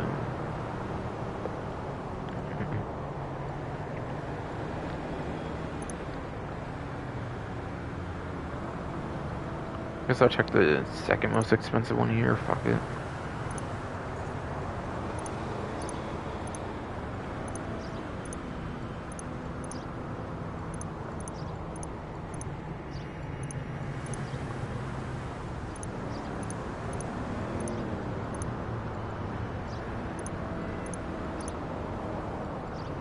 So yeah, the corridor, completely cosmetic.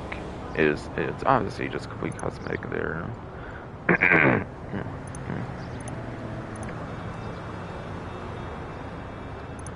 Got the personnel, of course.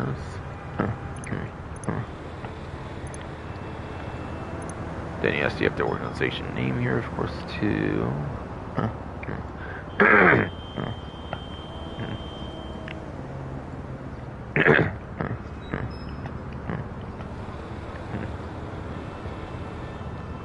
Of course, you do have organization name, yes, indeed. Too.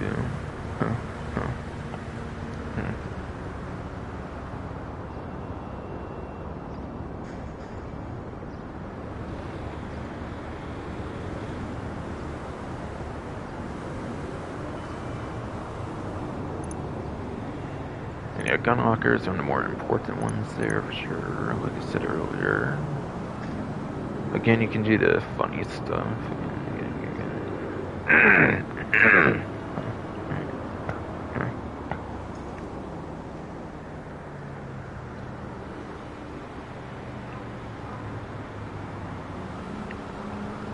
Again, you can do the funny stuff regarding giving a compact grenade launcher, like I mentioned earlier, the ammo refilling each time you go into a new lobby with the gun locker.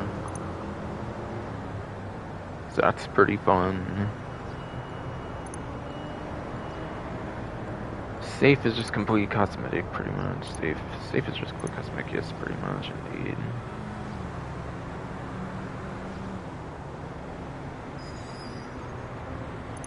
And accommodation allows you to spawn in the property, which is pretty huge. So you definitely want that one. So yeah, take away that, because it's not the most necessary. And this too.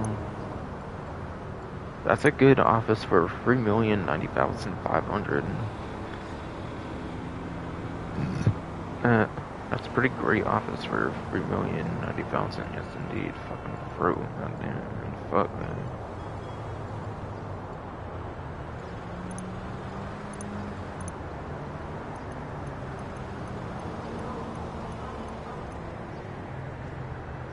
Alright, so on to vehicle discounts now. So.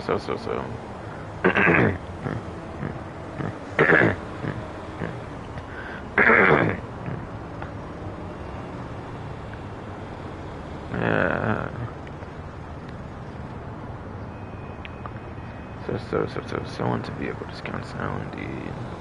Last 3 of them should be on Elitas here this time.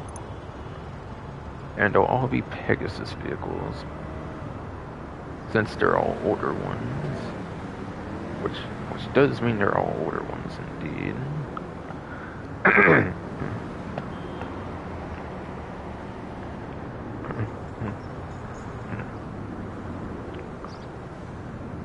Alright, yeah, you get both versions of the Super Volitos, and then you get the Luxor, the free discounts here. So, the Super Volito regular one here. Pass mode's disabled in this type of vehicle because there's like the champagne in the back and all that kind of fancy stuff that somehow disables that in the first place. But yes, Pegasus helicopter.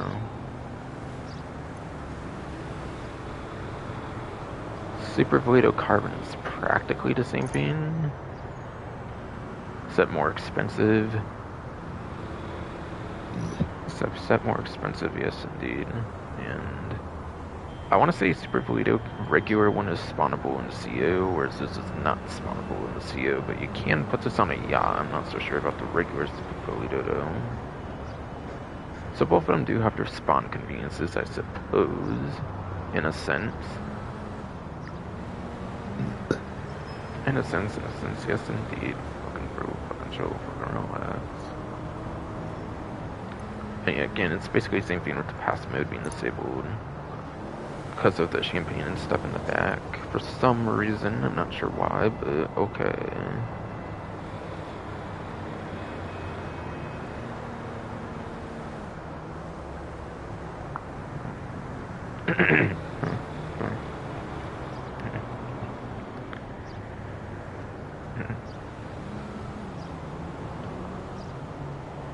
So, I guess I'll go over the performances of these, since they're not weaponized, I guess. Fuck it.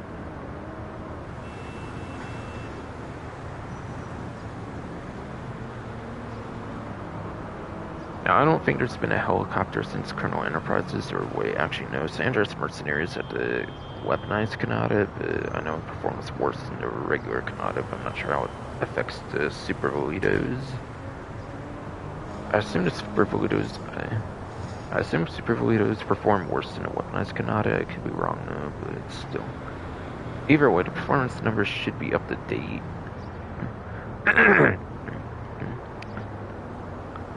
Either way, performance numbers should be very much up to date, I think, though, indeed. in a sense, at least. But yeah, I don't see Super Fluido Carbon on the spreadsheet, so I believe the Carbon performs exactly the same as the regular Super Fluido, so I think it's just a cosmetic difference, so then I think it's just a cosmetic difference, yes indeed, fucking bro, yes.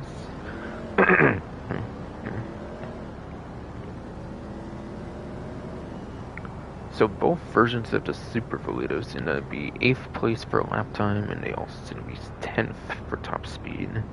Both Super Fluidos seem to be 8th lap time, 10th top speed, yes indeed.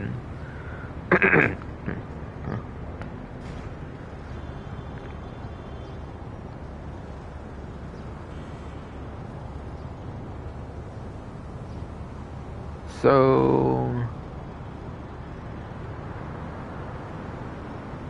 yeah. The Super Fluido is not as quick as the Velatus when it comes to secure reserve helicopters for the top speed, it looks like. For the top speed on a helicopter, you're going to want to... For top speed on a helicopter, you're going to be wanting the Velatus when it comes to the CO helicopters. Which is why I probably never use a Super Fluido as a helicopter for a secure reserve, so...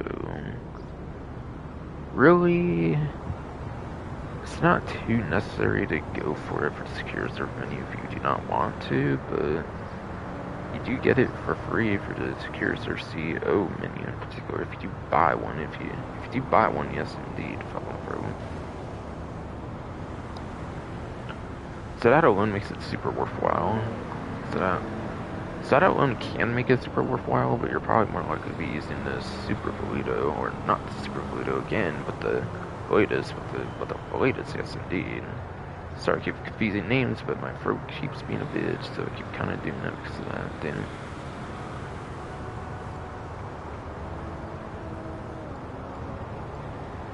And then last but not least, for the regular Luxor here, not the Luxor Deluxe, which has pass mode disabled with the drinks and stuff too, or like the cigarette smoking, the web, or whatever the hell.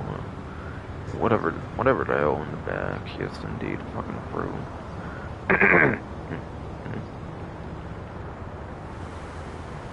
So that'd be 1,625,000. It's going to be 1,137,500. A little under 500,000 savings on that. It's a vehicle from day one of the game, 2013. So like you can find it just in the world of the game without having to do like a mission or anything to find it. If you do not buy it, yes indeed, fucking bro, yes.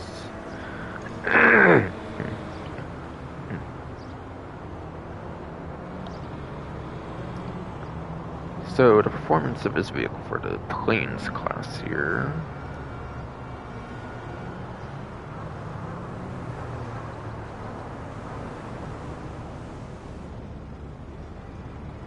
And there's quite a couple Plains dangerous mercenaries, so this number might not exactly be up to date, to be fair, on the spreadsheets, and spreadsheet numbers as a Colonel Enterprises DLC for the Plains class and a lot of other classes, not all of them no, but still.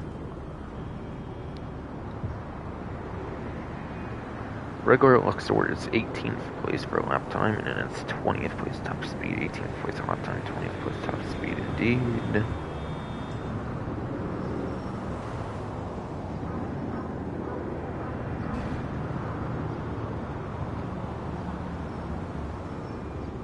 But yeah, really it's just a Pegasus vehicle that you can just find around the world anyways, so like...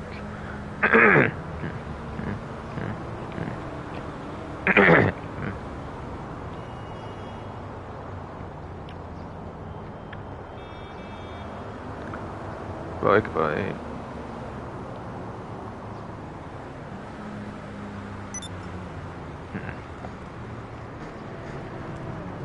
sure, you can just find it around the world and stuff, but having it as a Pegasus vehicle, having it as a Pegasus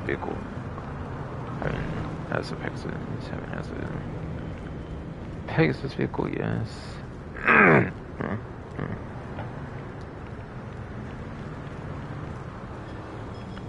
At least allows you to spawn it whenever you want. By any chance, the game does not want to spawn it around the world for you or anything. And also.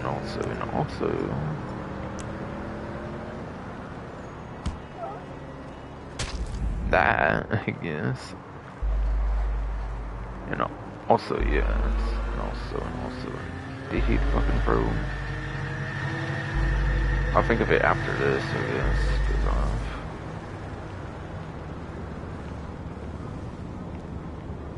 oh yeah. Pegasus vehicles.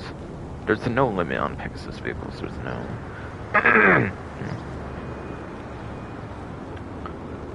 There's no limit on the amount of Pegasus vehicles you can buy, so as long as there's a listing for the Pegasus vehicle, you might as well just buy it, is what I'm saying, so yeah. You might as well just get it, I would say, if you have the money and like have a lot to spend or anything.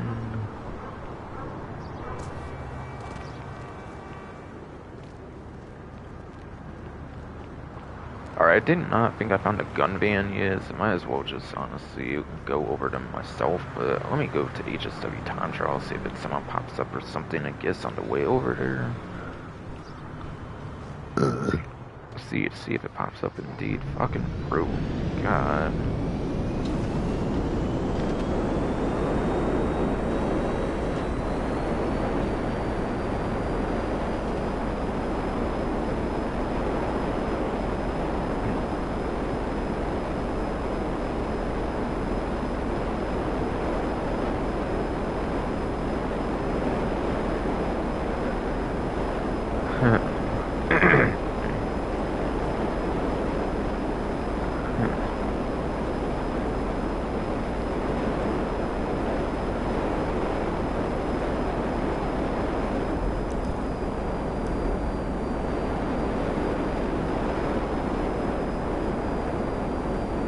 Alright, yeah, no, I guess I'll go over to weapons for the weapon wheel this time then. Because I'm not going to go out my way to find the gun van. Poseidon, yes indeed. See, I'm pretty sure I did not find it one time in the stream, so... because of that, I'll just go over to here then.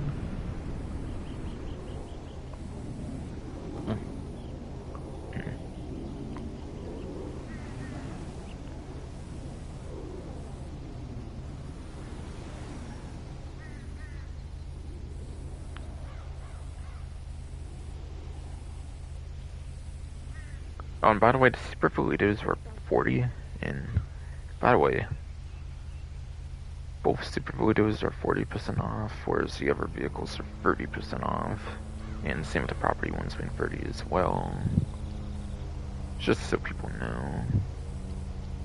Kind of forgot to mention that earlier, as you do get more of a discount on the helicopters in particular.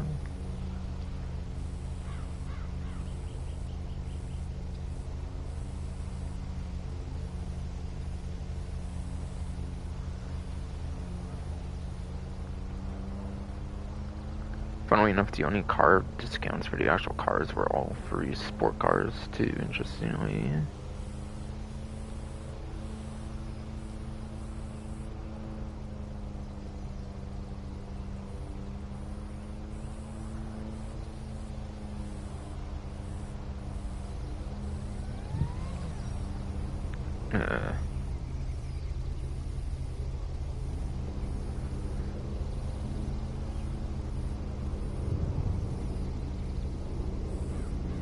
Stream still seems to be live. Good. Good indeed. It's expected all, but never know when my streams won't have a random issue or some shit. It's never know when my streams won't have a random issue or anything. Yes.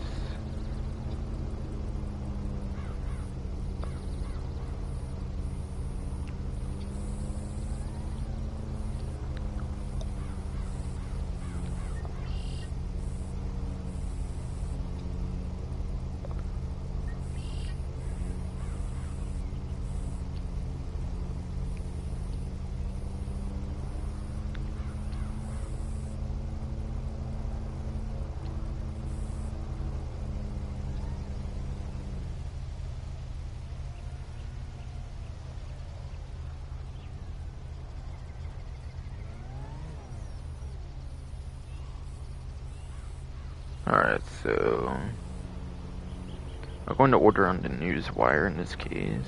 I think it's pretty much all it's the same when it comes to Gunman 2. Or at least for the most part, or at least for the most part it is.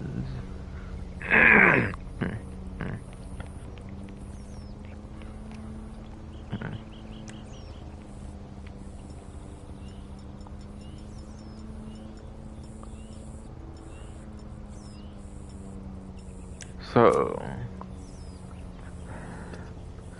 I want to say this one was from the, like, it was either Executive or and Other Criminals or the Finance Felony DLC, I believe, for this one here, for the melee weapon here, the Switchblade, with that really cool ass animation when you use it, with the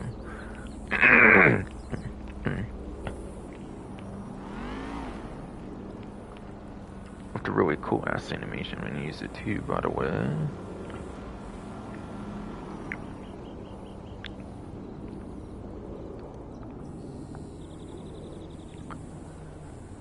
Switchblade.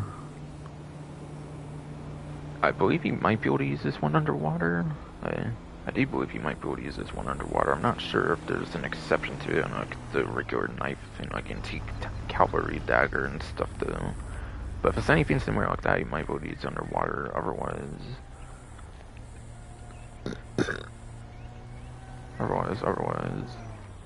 The most notable thing about it otherwise would be that it does have livery support for it. I think depending on like the different like role, like bodyguard and all that kind of stuff you decide to be or whatever. So it can have a different look depending on like the role of character you are or something with the liveries, which is pretty cool.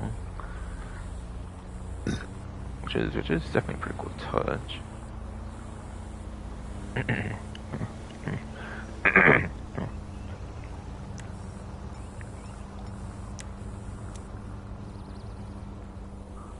Or cool X animation there too, awesome. And then the service carbine will be at the Gunman too.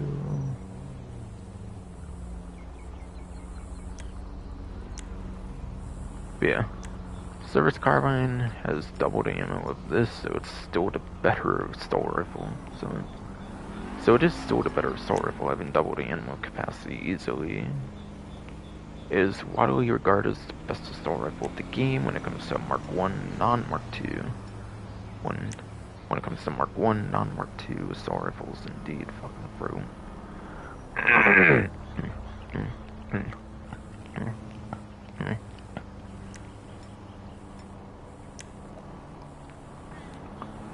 So it is pretty good. And actually, I lied, I'm not going to go into the exact order because there's two on discount next, which I'll save for pretty much later.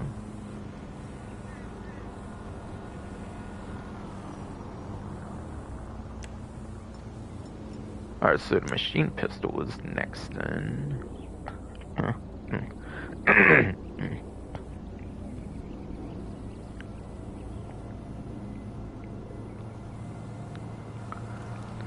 Okay, so machine pistol is next then indeed. Stats and stuff make it look just basically like a better version or like an on-par version of the micro SMG. I don't know if you can use, I forget if you can use it in every drop-by vehicle or anything, or if it's only on like bikes and stuff, or if it's only on like bikes and stuff, but yeah.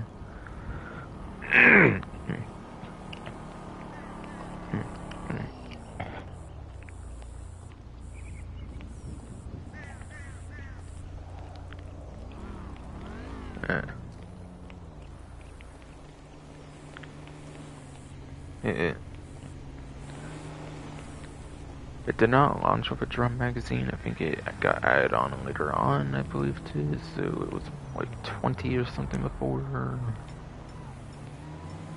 Regardless, I think that micro SMG was still the one that people like preferred or whatever here. It's called machine pistol, but it's more in the SMG area here. But it is more in SMG area, yes indeed. Fucking fruit. Fucking chill, fucking relax.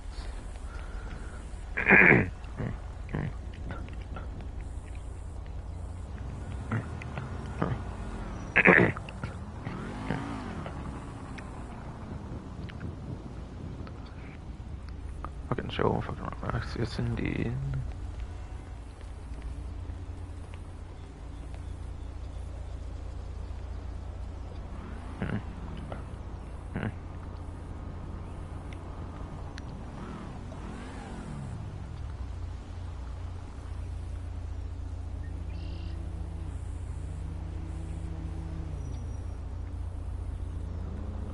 Assault SMG is next. Has 60 ammo like an advanced rifle and stuff like that. Has 60 ammo like an advanced rifle, stuff like that in the assault rifles class. Kind of is like an assault rifle SMG combination, it seems, in a sense. Not as good as your typical assault rifle though, since it's more for like medium ranges over like long ranges like the assault rifle, so you almost practically never use a SMG over like an assault rifle usually. Most people never really use like a SMG over like an assault rifle after all. Pretty much when it comes to this game, it seems, so yeah. Not really the most important thing in the world or anything here, but still. Still indeed. Still fucking goddamn fucking indeed. Fucking fuck.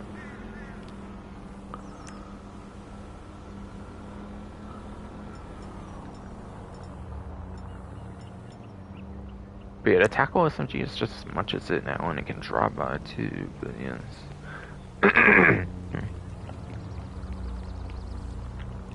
But yes. Tackle SMG is just as much as it, and it can drop by as well, which is cool. So like, it kind of outclasses the assault SMG for the new tactical SMG, I would say. It's not only does it tie in ammo, it also has drive-by capabilities too, and it's much more usable because of that than the assault SMG. It's not the most necessary thing, I would say, these days, but still. Still, yes indeed.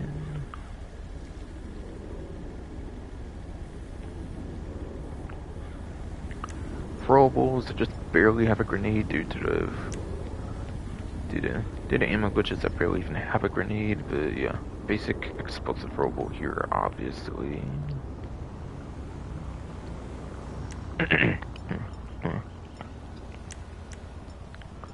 Hey, wait, my pipe bombs are gone, what the hell? Why are my pipe bombs fucking gone? But yeah, pipe bombs are the next one. Which is the Lost and Damned, like, DLC throwable thing they had in the Grand Theft Auto 4 Lost and Damned DLC. I feel it's kind of a cross of a grenade and a sticky bomb. It's kind of like between those two, I feel. It could be wrong though. Could be.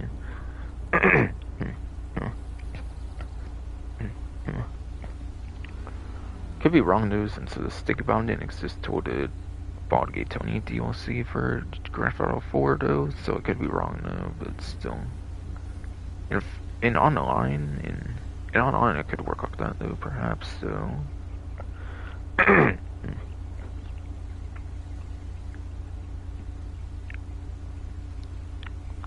Perhaps so, yes indeed. Fucking Frodo. Or to know. Perhaps so, yes indeed, fucking Frodo. God.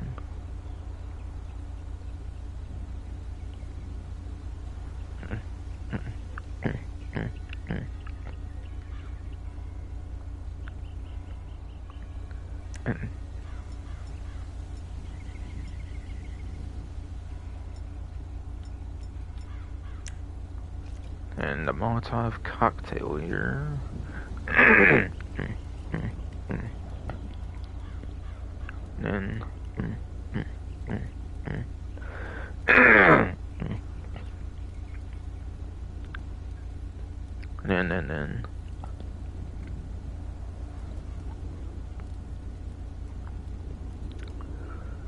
And then Molotov cocktail here, yes.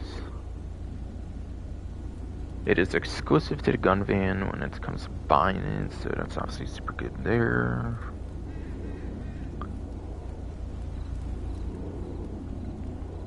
And then onto the discount weapons. But yeah. But yes, there is body armor as well, obviously. 2 year for the gun van as well. For the gun van as well. Yes, indeed. Fucking fro. God.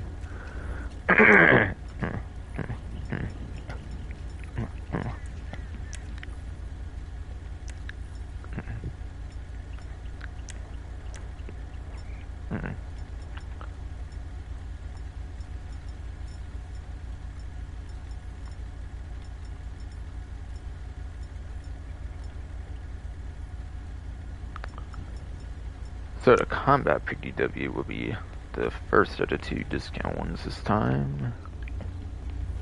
This one will be subscription exclusive here for the discount, but you can get full price otherwise. 50% off for the plus members here, the combat PDW.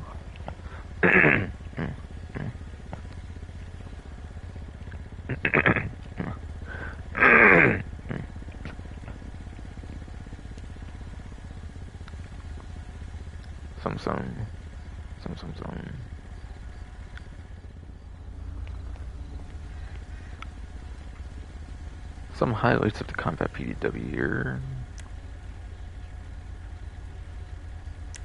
It has 100 ammo, which is the most for... I assume it counts as an SMG kind of over LMG, so... It might be the most ammo for like traditional SMG, not counting the LMGs, of course. Which tend to have 100 plus anyways. So it may have the most there because of the drum magazine that got added to it later on. That was not initially on there from Ill-Gotten Gains Part 1 or 2. It's also a story mode weapon as well, so you can get it there too, which is cool.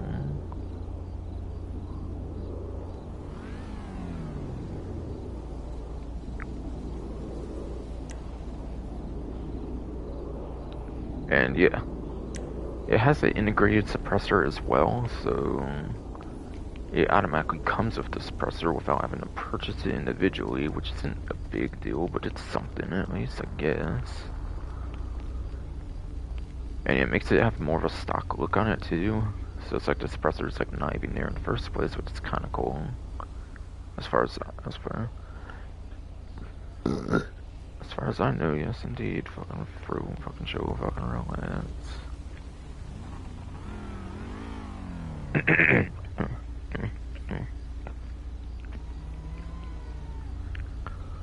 Could be one of the better SMGs to use on foot. I would definitely say it could definitely be one of the better SMGs to use on foot for sure. When you're not in a vehicle, of course. Speaking of it, I think you can actually use it on the sides of like the Moonbeam and like other vehicles, like maybe helicopters and stuff. So you can use it on like the sides of certain larger vehicles, like helicopters and stuff, I believe too. So that's also cool. As a drive-by weapon, you can use it on very certain vehicles as a drive-by weapon too. The up and atomizer here, last but not least. It's a ragdoll like weapon here for sure. Very cool.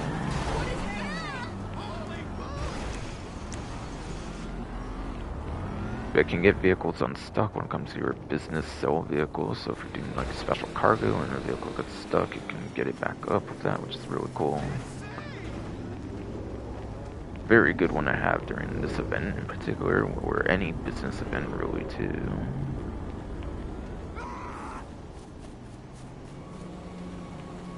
I don't think much needs to be mentioned on that one. It's just a really damn good gun.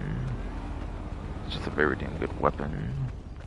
More so than an actual gun per se, but still.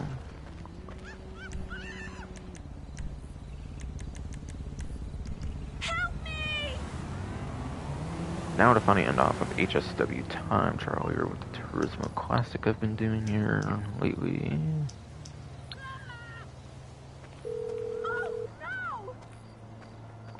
You're through to your garage. You, need me to bring you a ride?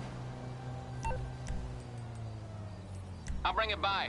I will stay on Up and Atomizer, by the way. They did nerf it in Chop Shop, unfortunately, where you cannot use it in interiors anymore. You used to use it in, be able to use it inside of places, but you cannot do that anymore, unfortunately. They removed it because you could get stuck with it, actually, which I think I have had happen to me one time, actually, where you could get stuck. Which was pretty annoying, but I think they should have kept it in, because it wasn't that big of a deal. Just go to never invite only real quick, for the most part. But yeah, you cannot use it indoors anymore, which sucks as a Chop Shop. Because you would get stuck beforehand in interiors and stuff, apparently. Like, I actually have had happen to me one time, at least. But again, it's something you could just easily get out of, so like, from the pause menu, I think, so like, I didn't see the big deal of doing that.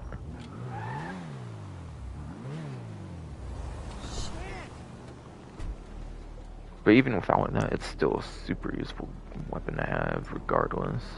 More useful outdoors for getting vehicles unstuck anyways. I feel it was much more niche indoors in the first place, but still, it sucks regardless though. People said it would clear a whole like stash house just using the weapon atomizer or something. Because of the like range it has, kind of, with the burst, whatever. I think I've heard people would do that before. So cannot do stuff like that anymore, which sucks, but yeah.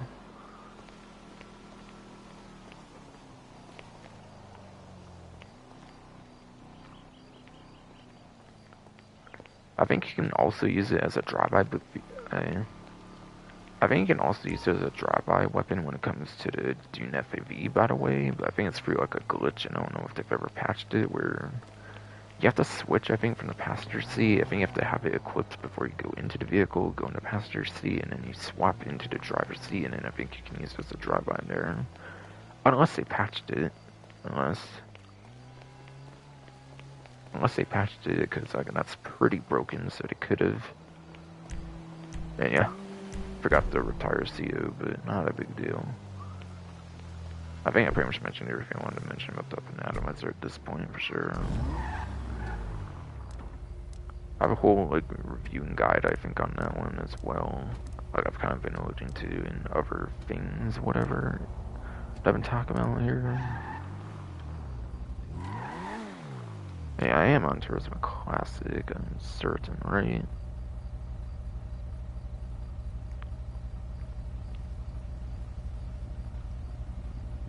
Yeah, I am on the Turismo Classic indeed. Good.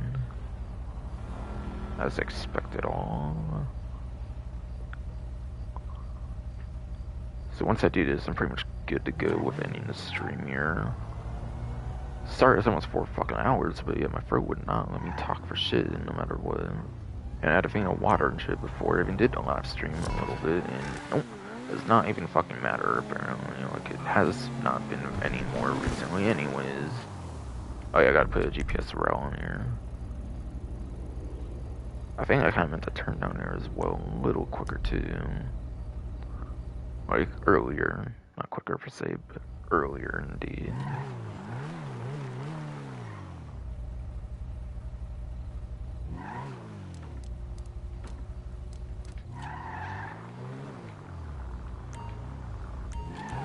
Hard time, 3 minutes 46 seconds for this one, okay. With it being dark and black, I hope I don't have too much issues doing this one, because that would suck if I did.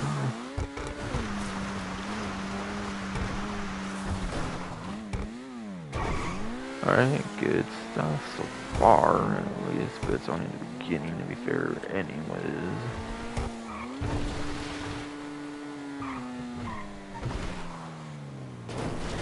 Oh shit, what? I actually made it over, I'm surprised. Damn it, that sign kind of got in my way, that sucks.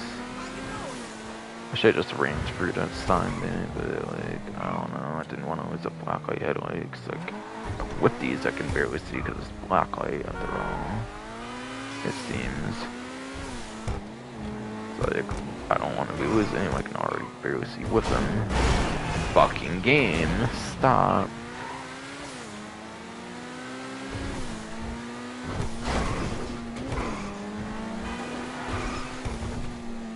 Probably not gonna go pull it off here. Are you fucking kidding me? Okay, I'm not doing that. That's stupid.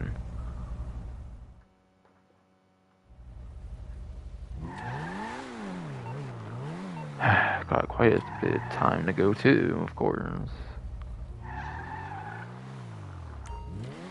Wanna go get this done before like 10 a.m. dude. Whatever. At this fucking point.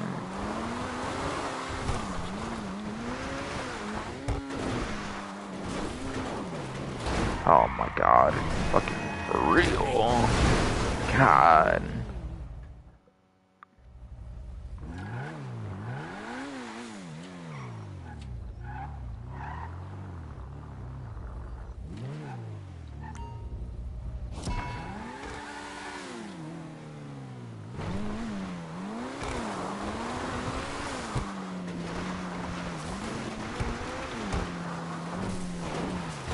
What the hell? Come on.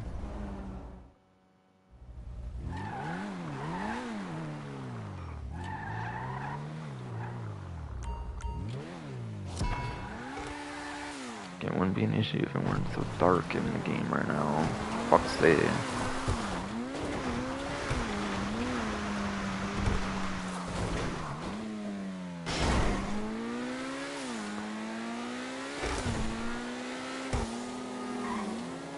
Of course, because my stalling ass shit fucking through all the fucking time. It is fucking dark. Oh my god, kind of spun out here, which sucks, but I'll try it. Kind of better than navigating around that little inky-dink sign at least. Like I did last time. Fucking game.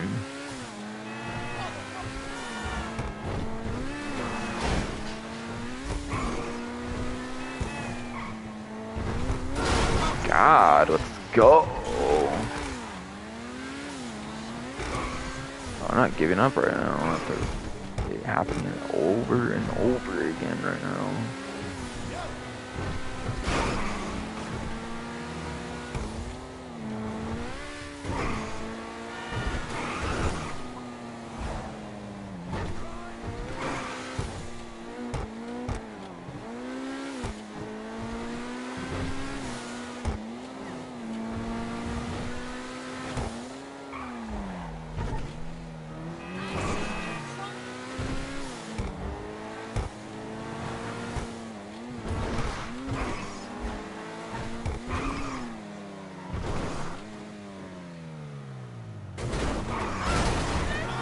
Oh my god, come on.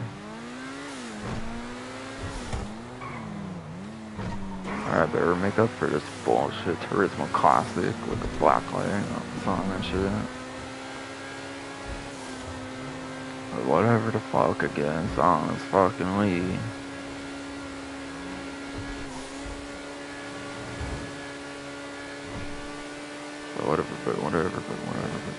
Whatever the fuck, dude, itchy ass fucking nose. Don't try to be in the way. Fucking itchy ass fucking nose trying to be in the fucking way, dude, I swear.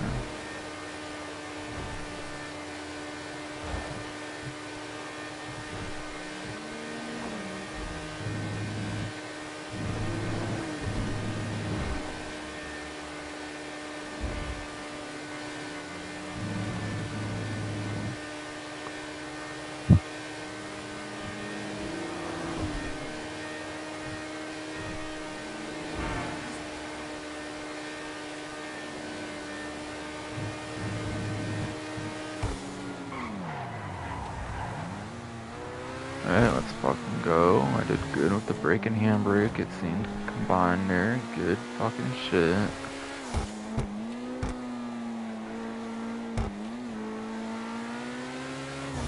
Seems I may just be able to pull this shit off. Good. I've just been a little too worried about shit. Where shit it went for it at one first attempt, but it didn't for some reason. Like it would be too tight or some shit later on or some shit. Alright, just barely in the red there. For the start there. Easy clap, okay. Easy clap, okay, yes indeed. Nose and shit. Fuck.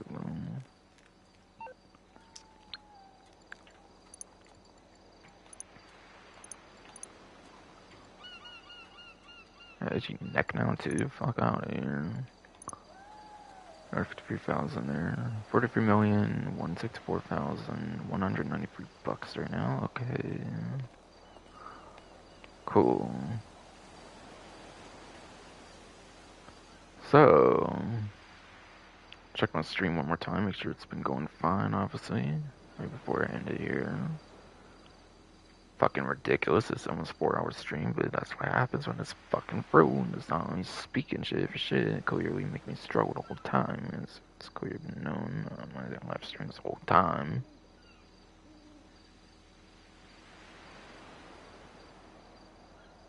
Yeah, seems to be fine still, obviously as expected, but because of issues in the past and stuff with the thing, I just want to be absolutely sure.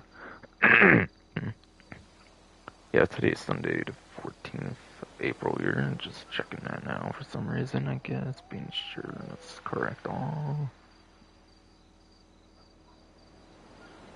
Okay, but yes.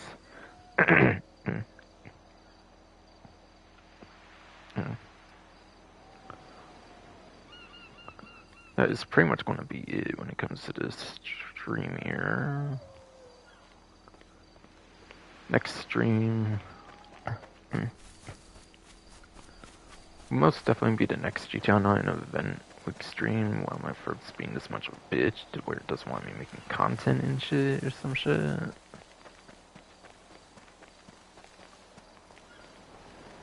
Though I did kind of want to get going on, I do kind of want to go with another walkthrough soon. Since summer will be having like LNOR and fully on the fucking service and shit. For the subscription service and shit, yes.